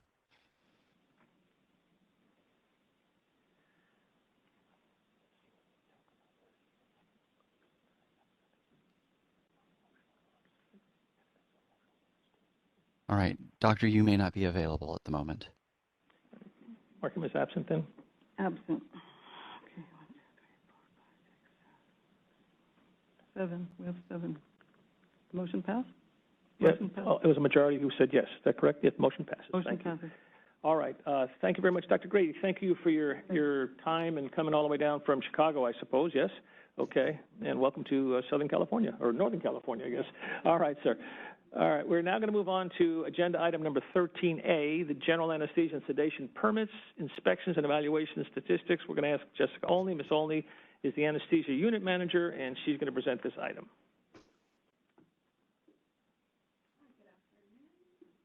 Are you on? Good afternoon. Hi, there's Jessica Olney, Anesthesia Unit Manager. I'm going to be presenting agenda item 13A, which begins on page 92 of your meeting materials. This memo provides a statistical overview of board-administered on-site inspections and evaluations for general anesthesia, medical general anesthesia, and new moderate sedation permits. Beginning on page 93 of your materials, the statistical tables show the results of the general anesthesia, medical general anesthesia, and moderate sedation on-site inspections and evaluations for quarter 1 of the current fiscal year, and the following tables include data for the 4 previous fiscal years. The information is separated by permit type and include information on page 102 of the current evaluator pool, which is separated by Northern and Southern California regions. I am available to answer any questions. Are there any board questions? I have a quick one for you, Ms. Olney. Yes. We are anticipating when we get through sunset that we're going to go from 2 evaluators on the first exam and 1 each thereafter. We are actually implementing that now. We're doing that now? Yes, it applies to any permit holders who renew. Okay, that's even better for my question then. How much difficulty? You're the one that calls all of us up and say, "Will you please do an evaluation?" I can't do one, but we've talked many times. And are you having better luck when you only have to get 1? That's maybe a ridiculous question, but is it easier for you to actually schedule these things now that there's only 1 evaluator in the second time around? Yes, of course. But to clarify, it does only apply to permit holders or existing permit holders who renewed after January 1 of 2022. Of course. But yes, it's definitely easier to find 1 person versus trying to confirm with 2 evaluators who can be available. And your data of passing versus failing and all that has been relatively consistent, I'm assuming, Correct. Yes? Yes. Okay, very good. Thanks a lot. This is an informational report. Is there any board member conversation about this or questions about this report? Seeing none, is there any in-person public comment on Ms. Olney's report? I see none. Are there public comments from individuals who are on the WebEx? DCA moderator, please facilitate the lines for public comment. We are open for public comment on 13A. If you'd like to make a comment, please raise a hand by tapping that hand button at the bottom of the screen. Dial-in users dial *3 to raise a hand. And if you can't find that hand button, please type the word comment into the Q&A box in the lower right-hand corner of the screen and send that comment to all participants. We're going to take just a few seconds to see if we have a request for public comment.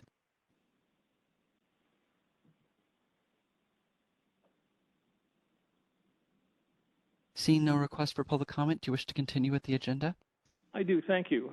We now move on to agenda item 13B, which is an update regarding the board implementation of Senate Bill 501. Ms. Olney, please tell us how we're doing there. Thank you. And we are getting better. This introduction is going to be shorter than before. But this begins on page 103 of your meeting materials. Senate Bill 501, which made changes to the general anesthesia, medical general anesthesia. It eliminated the conscious sedation and oral conscious sedation for minors permits, created new moderate sedation and pediatric minimal sedation permits, created new pediatric endorsements for general anesthesia, medical general anesthesia, and moderate sedation permits, and established new monitoring requirements for the administration of moderate sedation, deep sedation, and general anesthesia to minor patients. The regulations were implemented and approved on August 16th of 2022. Board staff received their first application on August 26th of 2022. Page 105 of your media materials includes a table which was updated on October 13th of this year on the number of applications received since implementation of the regulations.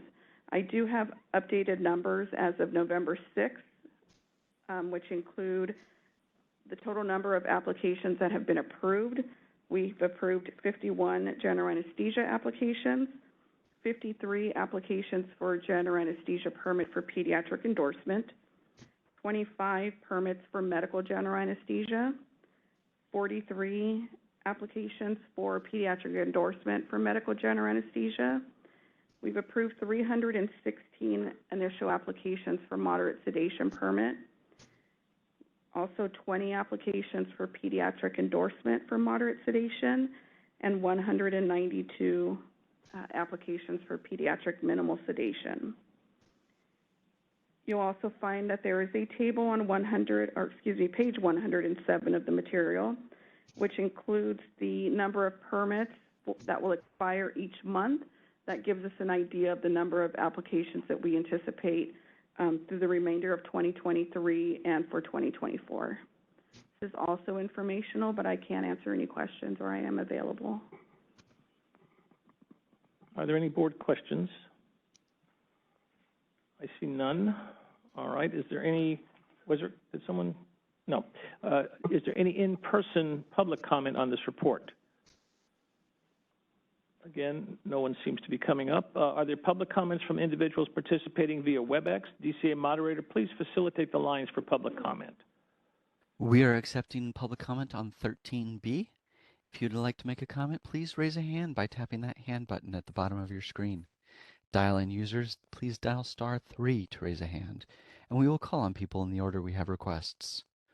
We're going to take just a few seconds now to see if we have a request for public comment.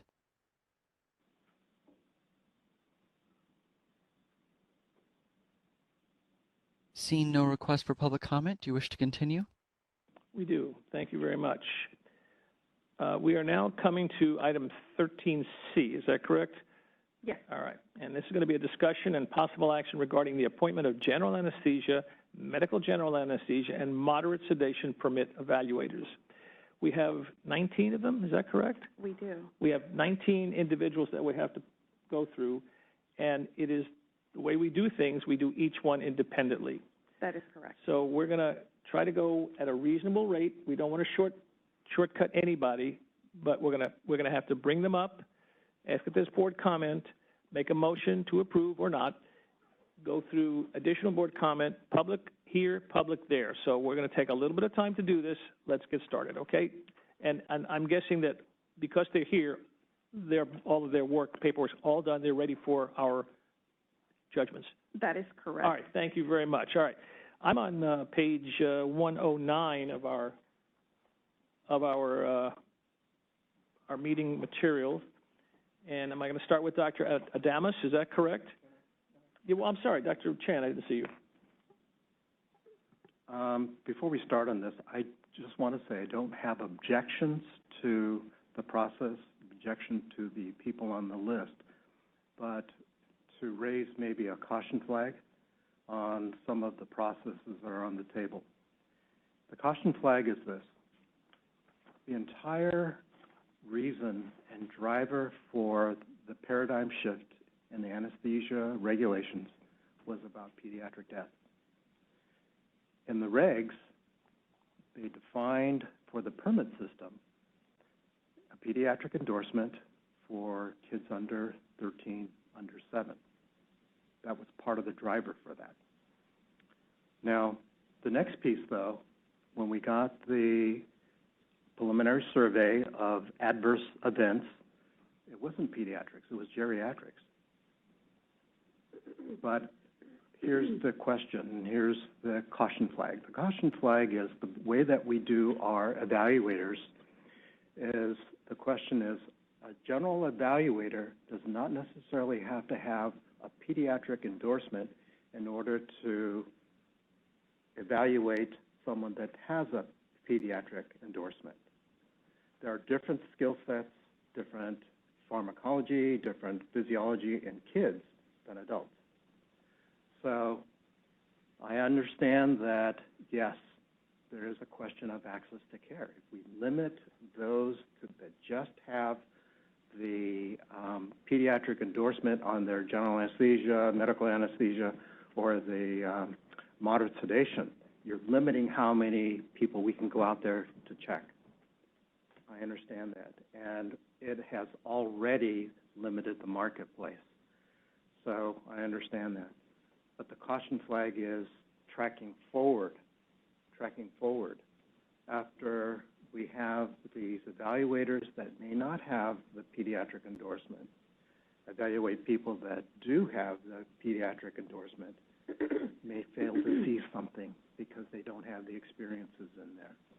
So tracking forward is the caution flag. Understood.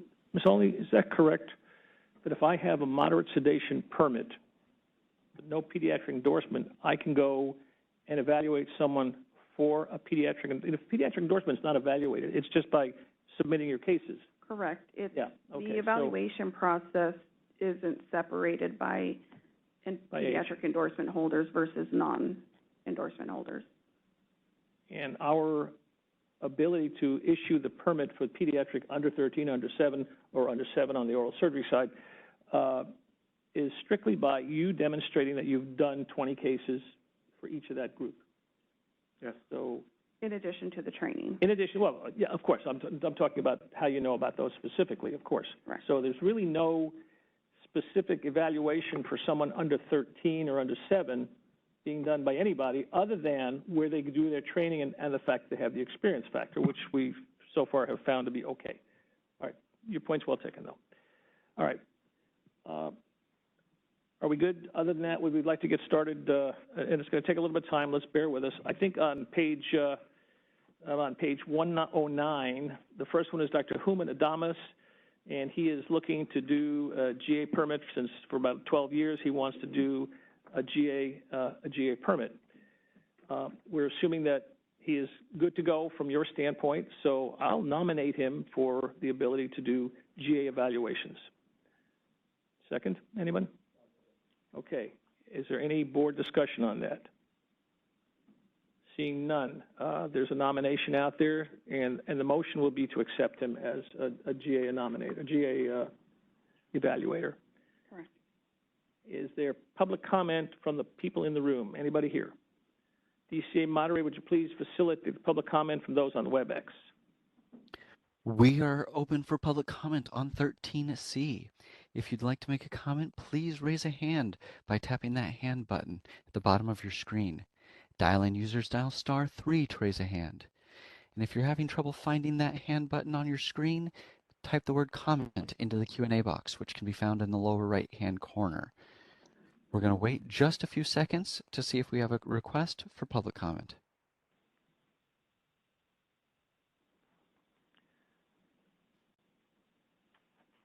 Seeing no request for public comment, do you wish to continue with the agenda? I do, thank you. We're going to take a vote now. Board Secretary for Dr. Human Adamas. The motion is to appoint Dr. Human Adamas for on-site inspector and evaluation program evaluator. Chan? Chan, aye. Chan, aye. Felsenfeld? Felsenfeld, yes. Felsenfeld, aye. Forge? Forge, aye. Forge, aye. Larin, aye. McKenzie? McKenzie, yes. McKenzie, aye. Medina, absent. Molina? Molina, aye. Molina, aye. Olage? Olage, aye. Olage, aye. Pacheco? Pacheco, aye. Pacheco, aye. Thakur, absent. You? You, absent. 8 passes. Motion passes. Thank you. Let's move on to Dr. Rachel Dasson. She is a dentist anesthesiologist who practices out in Moreno Valley. Tell you what, I'm going to make a motion that she be accepted as a GA evaluator. Dr. Chan has seconded it. Any further board discussion on that? Seeing none. Is there any in-person discussion on Dr. Dasson's ability to be an evaluator? I see none. DCA moderator, please. We are once again open for public comment. If you'd like to make a comment, please tap that hand button at the bottom of your screen to raise a hand. Dial-in users dial *3 to raise a hand, and we will call on people in the order we have requests. We're going to take just a moment to see if we have a request for public comment.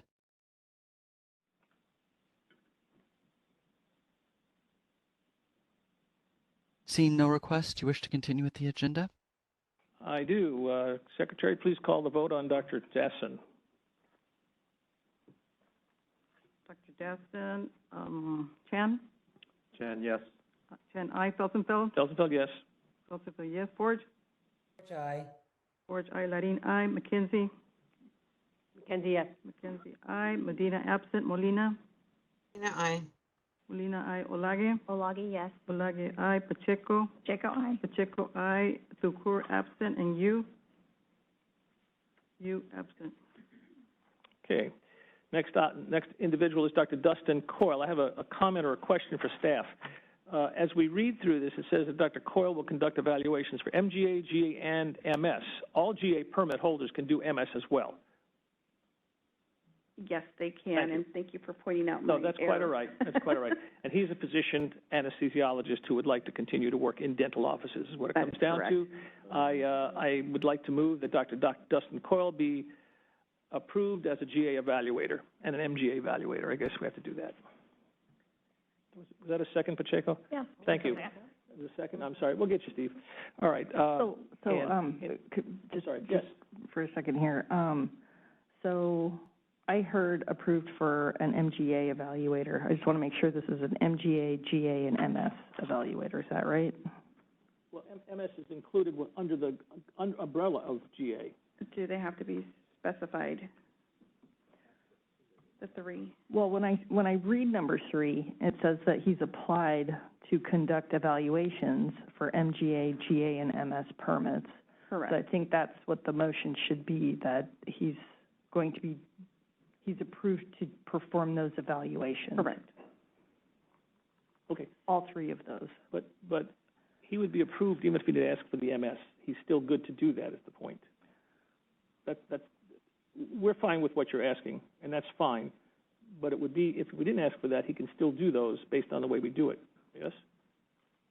I think that's correct. Yeah, it is correct. All right. That's fine. As it's written here, we're gonna make him an evaluator for MGA, GA, and MS permits. That's easier than, tying it up with words. So that's for Dr. Coyle. I nominated him, and Dr. Chan said he was going to second him. Thank you very much, Dr. Chan. Do we have any in-house public comment? Seeing none, DCA moderator, please. We are once again open for public comment on 13C. If you'd like to make a comment, please raise a hand by tapping that hand button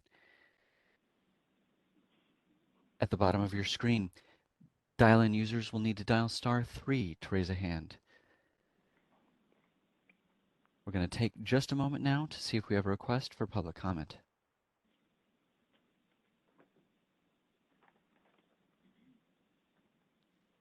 Seeing no request for public comment, do you wish to continue? I do. Thank you. We're going to now take the vote on Dr. Dustin Coyle. Dr. Larin, please. Chan? Yes. Chan, yes. I. Felsenfeld? Felsenfeld, aye. Felsenfeld, I. Forge? Forge, aye.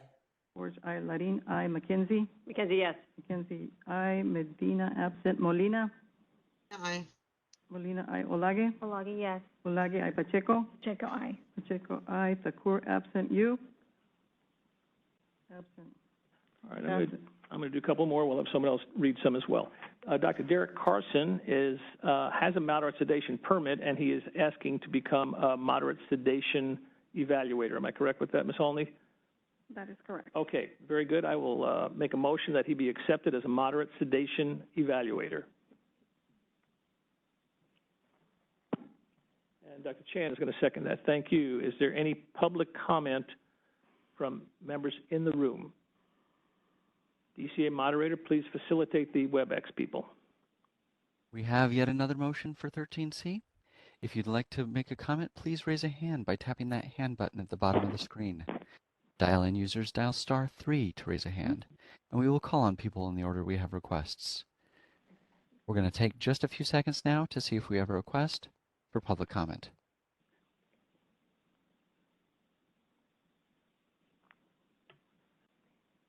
Seeing no requests, do you wish to continue with the motion? Thank you. I will. This is for Dr. Derek Carson now to become a moderate sedation evaluator. Dr. Larin, please. Chan? Chan, aye. Chan, I. Felsenfeld? Felsenfeld, aye. Felsenfeld, I. Forge? Forge, aye. Forge, I. Larin, I. McKenzie? McKenzie, yes. McKenzie, I. Medina, absent. Molina? Yes. Molina, I. Olage? Olagi, yes. Olage, aye. Pacheco? Pacheco, aye. Pacheco, aye. Thakur, absent. You absent. Motion passes. Thank you. We now have Dr. Ryan Dunlop, who is applying to become an MS, moderate sedation evaluator, and I will move that he be accepted. Pacheco, second. Pacheco has seconded that. Is there any in-house public comment? DCA moderator, please. We have a new motion. If you would like to make a comment, please raise a hand by tapping that hand button at the bottom of the screen. Dial in users dial *3 to raise a hand, and we will call on people in the order we have requests. We're going to take just a few seconds to see if we have a request for public comment.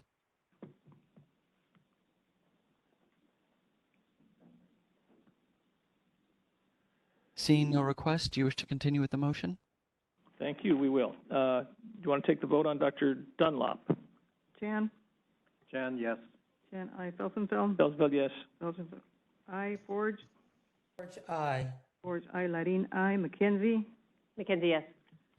McKenzie, yes. Medina, absent. Molina? Molina, yes. Molina, aye. Olage? Olage, yes.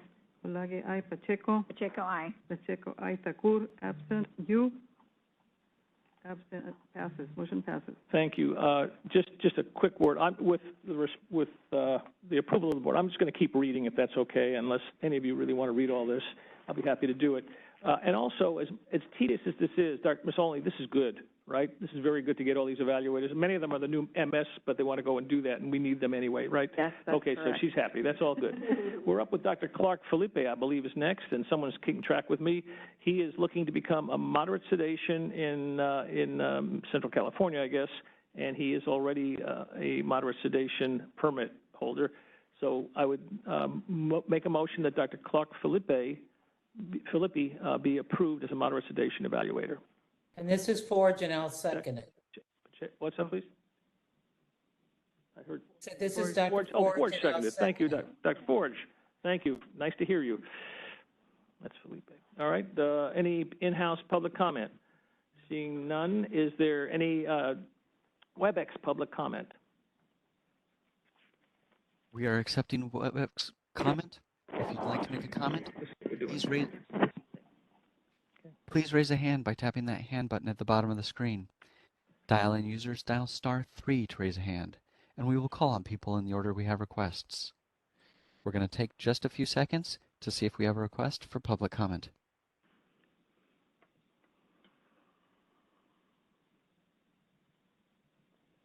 Seeing no request for public comment, do you wish to continue? We will. Thank you, and congratulations to Dr. Felipe. We're going to now consider Dr. Richard Gagne, and he is asking to become an MS permit holder. So what's the matter? Did I miss something? You need to vote. We need to Oh. vote. Yeah, I was Really? waiting for the vote, yes. The votes It are was always first going and on. second. It's always going in favor of them. Go ahead, let's vote. You're right. My apologies. Thank you, though. All right, go ahead. Chan? Chan, yes. Chan, aye. Felsenfeld? Felsenfeld, yes. Yes. Forge? Forge, aye. Forge, aye. Larin, aye. McKenzie? McKenzie, yes. McKenzie, aye. Medina, absent. Molina? Aye. Aye. Olage? Olage, yes. Olage, aye. Pacheco? Pacheco, aye. Pacheco, aye. Thakur, absent. You?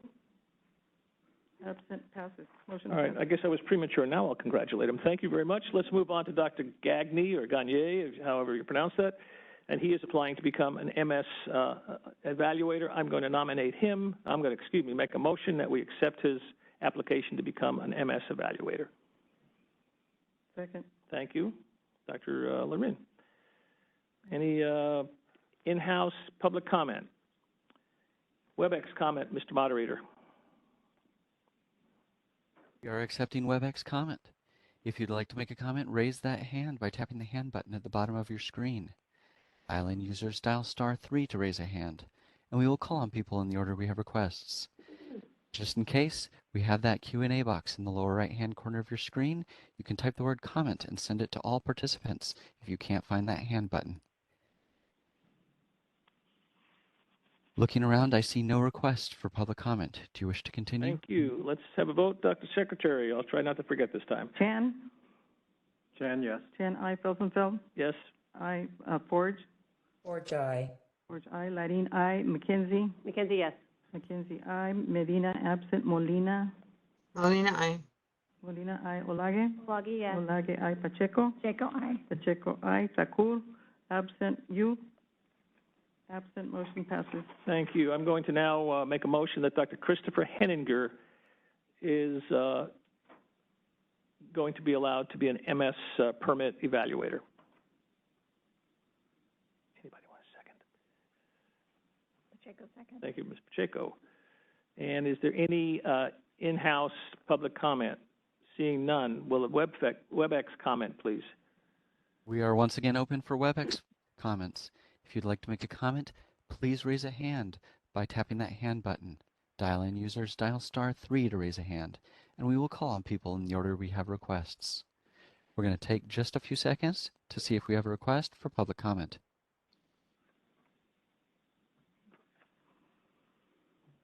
Seeing no request, do you wish to continue? Thank you, we will. Dr. Lorin, would you like to call the roll on the Dr. Henninger? Okay, Chan? Chan, yes. Chan, aye. Felsenfeld? Felsenfeld, yes. Felsenfeld, yes. Forge? Forge, aye. Forge, aye. Larin, aye. McKenzie? McKenzie, yes. McKenzie, aye. Medina, absent. Molina? Molina, yes. Molina, aye. Olage? Yes. Olage, aye. Pacheco? Pacheco, yes. Pacheco, aye. Takur, absent. You? Absent, motion passes. Thank you. We now have Dr. Carolyn House, who is applying to be an moderate sedation evaluator. I would make a motion that she be granted the position of a moderate sedation evaluator. Chan? Yes, sir. I don't think that matters here. Oh, it says, I know what it says here, but we can change that to pediatric dentist. Yep. For the record, the term pedodontics is obsolete. It's pediatric dentistry. Yes, pediatric dentist. Thank you very much. Okay. That was a typo, but we'll correct that. Thank you. And for Dr. House, we were about to go to in-house public comment. WebEx public comment, please. We are once again accepting WebEx comments. If you'd like to make a comment, please raise a hand by tapping that hand button at the bottom of your screen. Dial-in users dial *3 to raise a hand, and we will call on people in the order we have requests. We're going to take just a few seconds to see if we have a request for public comment.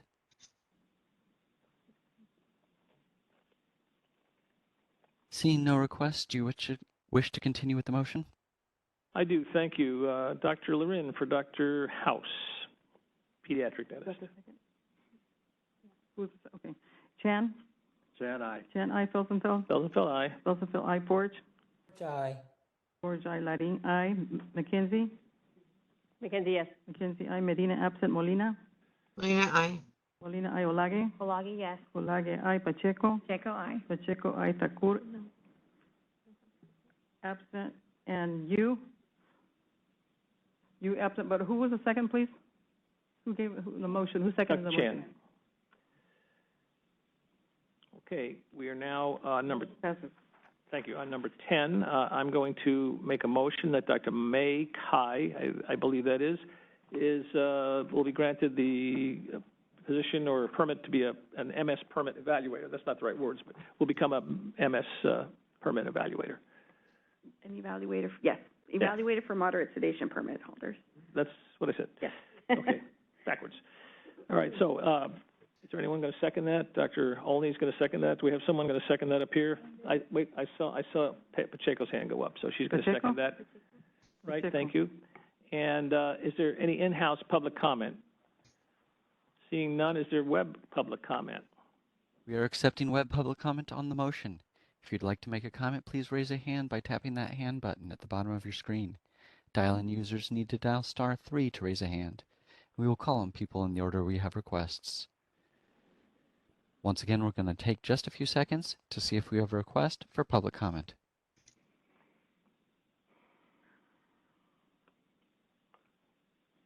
Seeing no requests, do you wish to continue?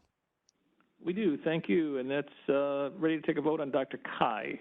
Chan? Chan, aye. Chan, aye. Felsenfeld? Felsenfeld, yes. So aye. Forge? Forge, aye. Forge, aye. Larin, aye. McKenzie? McKenzie, yes. McKenzie, aye. Medina, absent. Molina? Molina, aye. Molina Ayolage. Olagi, yes. Olage, aye. Pacheco. Pacheco, aye. Pacheco, aye. Thakur, absent. You. Absent. Motion passes. Thank you. We are halfway done, kids. Let's keep going.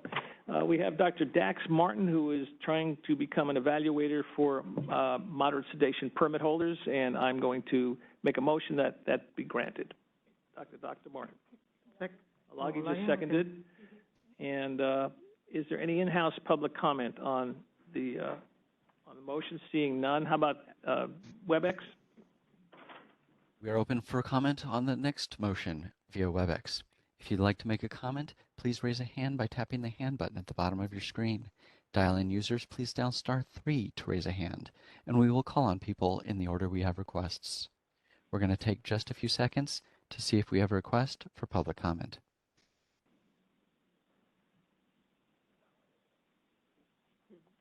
Seeing no requests, do you wish to continue with the motion? We do. So we're looking at Dr. Dax Martin, if I'm not mistaken. Dr. Lorin. Chan. Chan, aye. Felsenfeld. Felsenfeld, aye. Felsenfeld, aye. Forge. Forge, aye. Forge, aye. Larin, aye. McKenzie. McKenzie, yes. McKenzie, aye. Medina, absent. Molina. Molina, yes. Molina, aye. Olage. Olagi, yes. Olage, aye. Pacheco. Pacheco, aye. Pacheco, aye. Thakur, absent. You. Absent. Motion passes. Thank you. I would like to make a motion that Dr. Douglas Martin be granted the position of an evaluator for moderate sedation permit holders. Second. And Second. Mackenzie, was that you? Mackenzie just seconded that, I believe. No? I did. Well, no, that's Someone else? Someone? Did you second it? Yeah, that's okay. Don't fight, kids. One of you. Who? All right. Just whoever you like. Put it down. Mackenzie. Thank you. All right. Any in the House public comment? Seeing none. WebEx public comment? WebEx public comment for the current motion. If you'd like to make a comment, please raise a hand by tapping that hand button at the bottom of the screen. Dial-in users dial *3 to raise a hand, and we will call on people in the order we have requests.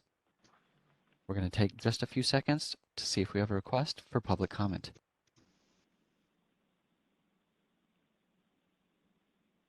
Seeing none, do you wish to continue with the motion? I do. We're going to now vote on Dr. Douglas Martin, I believe that is. So Chan? keep me honest. Yes. Chan, aye. Chan? Chan, aye. Chan, aye. Felsenfeld. Felsenfeld, aye. Felsenfeld, aye. Forge. Forge, aye. Forge, aye. Larin, aye. McKenzie. McKenzie, yes. McKenzie, aye. Medina, absent. Molina. Molina, aye. Molina, aye. Olage. Olagi, yes. Olage, aye. Pacheco. Pacheco, aye. Pacheco, aye. Thakur, absent. You. Absent. Motion passes. Thank you. We now are going to consider Dr. Cyrus Mozayan, who is applying to be an evaluator for moderate sedation permits. I will make a motion that he be accepted. Thank you from Mackenzie. All right. Is there any in-house public comment on this motion? Seeing none. WebEx public comment? We're accepting public comment on a new motion. If you'd like to make a comment, please raise a hand by tapping the hand button at the bottom of your screen. Dial-in users dial *3 to raise a hand, and we will call on people in the order we have requests. We're going to take just a few seconds to see if we have a request for public comment.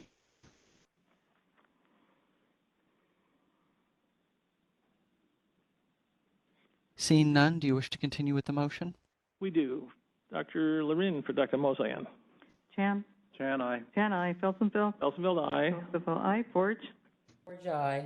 Forge, aye. Larin, aye. McKenzie. McKenzie, yes. McKenzie, aye. Medina, absent. Molina. Molina, aye. Molina, aye. Olage. Olagi, yes. Olage, aye. Pacheco. Pacheco, aye. Pacheco, aye. Thakur, absent. You. Absent. Motion passes. Thank you. I would like to make a motion that Dr. Alex Pezeshkian becomes an evaluator for moderate sedation permits holders. Yes, sir. This doctor is a pediatric dentist, not a general dentist, according to the application. Okay, we will make that change editorially in the body of the text. And the technical term for slip of the tongue is lapsus linguis. Lapsus linguis. Lapsus lingui. Slip of the tongue. Can we keep moving, sir? Got it. Thank you. McKenzie, second. We're not going to call him a pediodontist. We'll call him a pediodontist, right? Is that okay? Or a pediatric dentist? Go ahead. Pediatric dentist it is. Thank you very much. All right, Mackenzie seconded that. Thank you. We need some in-house public comment on Dr. Pezeshkian. Any WebEx comment on Dr. Pezeshkian? Yet another motion. If you would like to make a comment, please raise a hand by tapping the hand button at the bottom of the screen. Dial in users, dial *3 to raise a hand, and we will call on people in the order we have requests. We're going to take just a few seconds to see if we have a request for public comment. Seeing none, do you wish to continue with the motion? I do. Dr. Lorin, please take the vote. Chan, for Alex Pezeshkian. Chan, aye. Chan, aye. Felsenfeld. Felsenfeld, yes. Felsenfeld, aye. Forge. Forge, aye. Forge, aye. Larin, aye. McKenzie. McKenzie, yes. McKenzie, aye. Medina, absent. Molina. Molina, aye. Molina, aye. Olage. Olagi, yes. Olage, aye. Pacheco. Pacheco, aye. Pacheco, aye. Thakur, absent. You. Absent. Motion passes. Thank you. I'm now going to make a motion that Dr. James Rohr be approved as an evaluator for moderate sedation permit holders. Second. Thank you, Dr. Lorin. Any in-house public comment? WebEx public comment, please. Yet a different motion. If you would like to make a comment, please raise a hand by tapping the hand button at the bottom of the screen. Dial in users, please dial *3 to raise a hand, and we will call on people in the order we have requests. We're going to take just a few seconds to see if we have a request for public comment.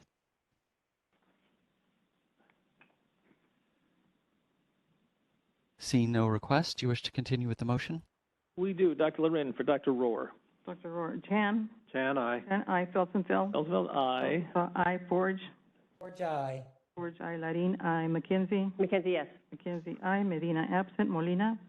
Molina, aye. Molina, aye. Olage. Olagi, yes. Olage, aye. Pacheco. Pacheco, aye. Pacheco, aye. Thakur, absent. You. Absent. Motion passes.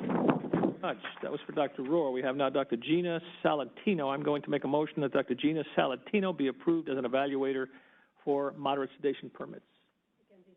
Mackenzie seconded. Thank you. Any in-house public comment? WebEx public comment, please. New motion. If you would like to make a comment, please tap that hand button at the bottom of the screen to raise your hand. Dial in users, dial *3 to raise a hand, and we will call on people in the order we have requests. We're going to take just a few seconds to see if we have a request for public comment. Seeing no request, do you wish to continue with the motion? I will. Thank you. Dr. Salentino for Dr. Lorin, please. Chan. Chan, yes. Chan, aye. Felsenfeld. Felsenfeld, yes. Felsenfeld, aye. Forge. Forge, aye. Forge, aye. Larin, aye. McKenzie. McKenzie, yes. McKenzie, yes. Aye. Medina, absent. Molina. Okay, Molina, aye. Molina, aye. Olage. Olagi, yes. Olage, aye. Pacheco. Pacheco, aye. Pacheco, aye. Thakur, absent. You. Absent. Motion passes. Thank you. Dr. Mark Stevenson, I'm going to make a motion that Dr. Mark Stevenson be an evaluator for moderate sedation permits. Loggy second. Thank you. Any in-house comment, public comment? WebEx public comment. WebEx public comment is open once again for a new motion. If you would like to make a comment, please tap that hand button at the bottom of the screen to raise your hand. Dial in users, dial *3 to raise a hand, and we will call on people in the order we have requests. We're going to take just a few seconds to see if we have a request for public comment. Seeing no request, do you wish to continue with the motion? I do, sir. That was for Dr. Stevenson, I believe. So, Dr. Lorin, please. Chan. Chan. Chan, yes. Chan, aye. Felsenfeld. Felsenfeld, aye. Felsenfeld, aye. Forge. Forge, aye. Forge, aye. Larin, aye. McKenzie. McKenzie, yes. McKenzie, aye. Medina, absent. Molina. Molina, aye. Molina, aye. Olage. Olagi, yes. Olage, aye. Pacheco. Pacheco, aye. Pacheco, aye. Thakur, absent. You. Absent. Motion passes. Thank you. Dr. Damon J. Westwood, I make a motion that Dr. Damon J. Westwood be approved as an evaluator for moderate sedation permits. Anybody? All right, thank you. Mackenzie, second. Any public comment on the motion? In-house. How about the WebEx comment? We are open on the next motion. If you would like to make a comment, please tap that hand button at the bottom of the screen to raise a hand. Dial in users, dial *3 to raise a hand. And we will call on people in the order we have requests. We're going to take just a few seconds to see if we have a request for public comment.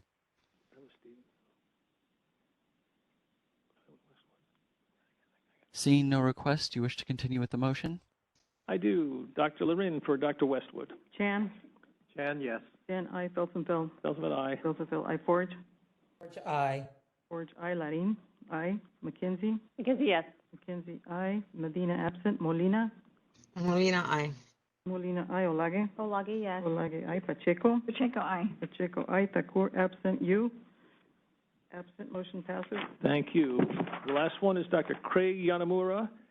I make a motion that Dr. Yanamura be approved as an evaluator for moderate sedation permits. Thank you, Dr. McKenzie, Ms. McKenzie, sorry. And is there any public comment in-house? How about WebEx comment? You're open for public comment on the last of this series. If you'd like to make a comment, please tap that hand button at the bottom of the screen to raise a hand. Dial in users, dial *3 to raise a hand, and we will call on people in the order we have requests.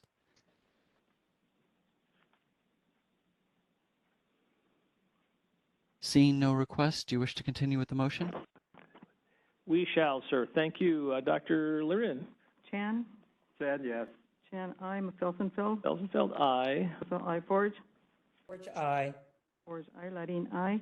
McKenzie. McKenzie, yes. McKenzie, I. Medina, absent. Molina. Molina, aye. Molina, I. Olage. Olage, yes. Olage, I. Pacheco. Pacheco, aye. Pacheco, I. Thakur, absent. You. Absent, motion, they all pass. They all pass. Thank you very much. This has been, Thank you. Ms. Olney, this has been tedious, and it took about half an hour of our lives. Well worth it. We have a bunch of new evaluators, and that's something we have always had problems filling that slots, and I think it's getting better, I hope. And thank you for the work.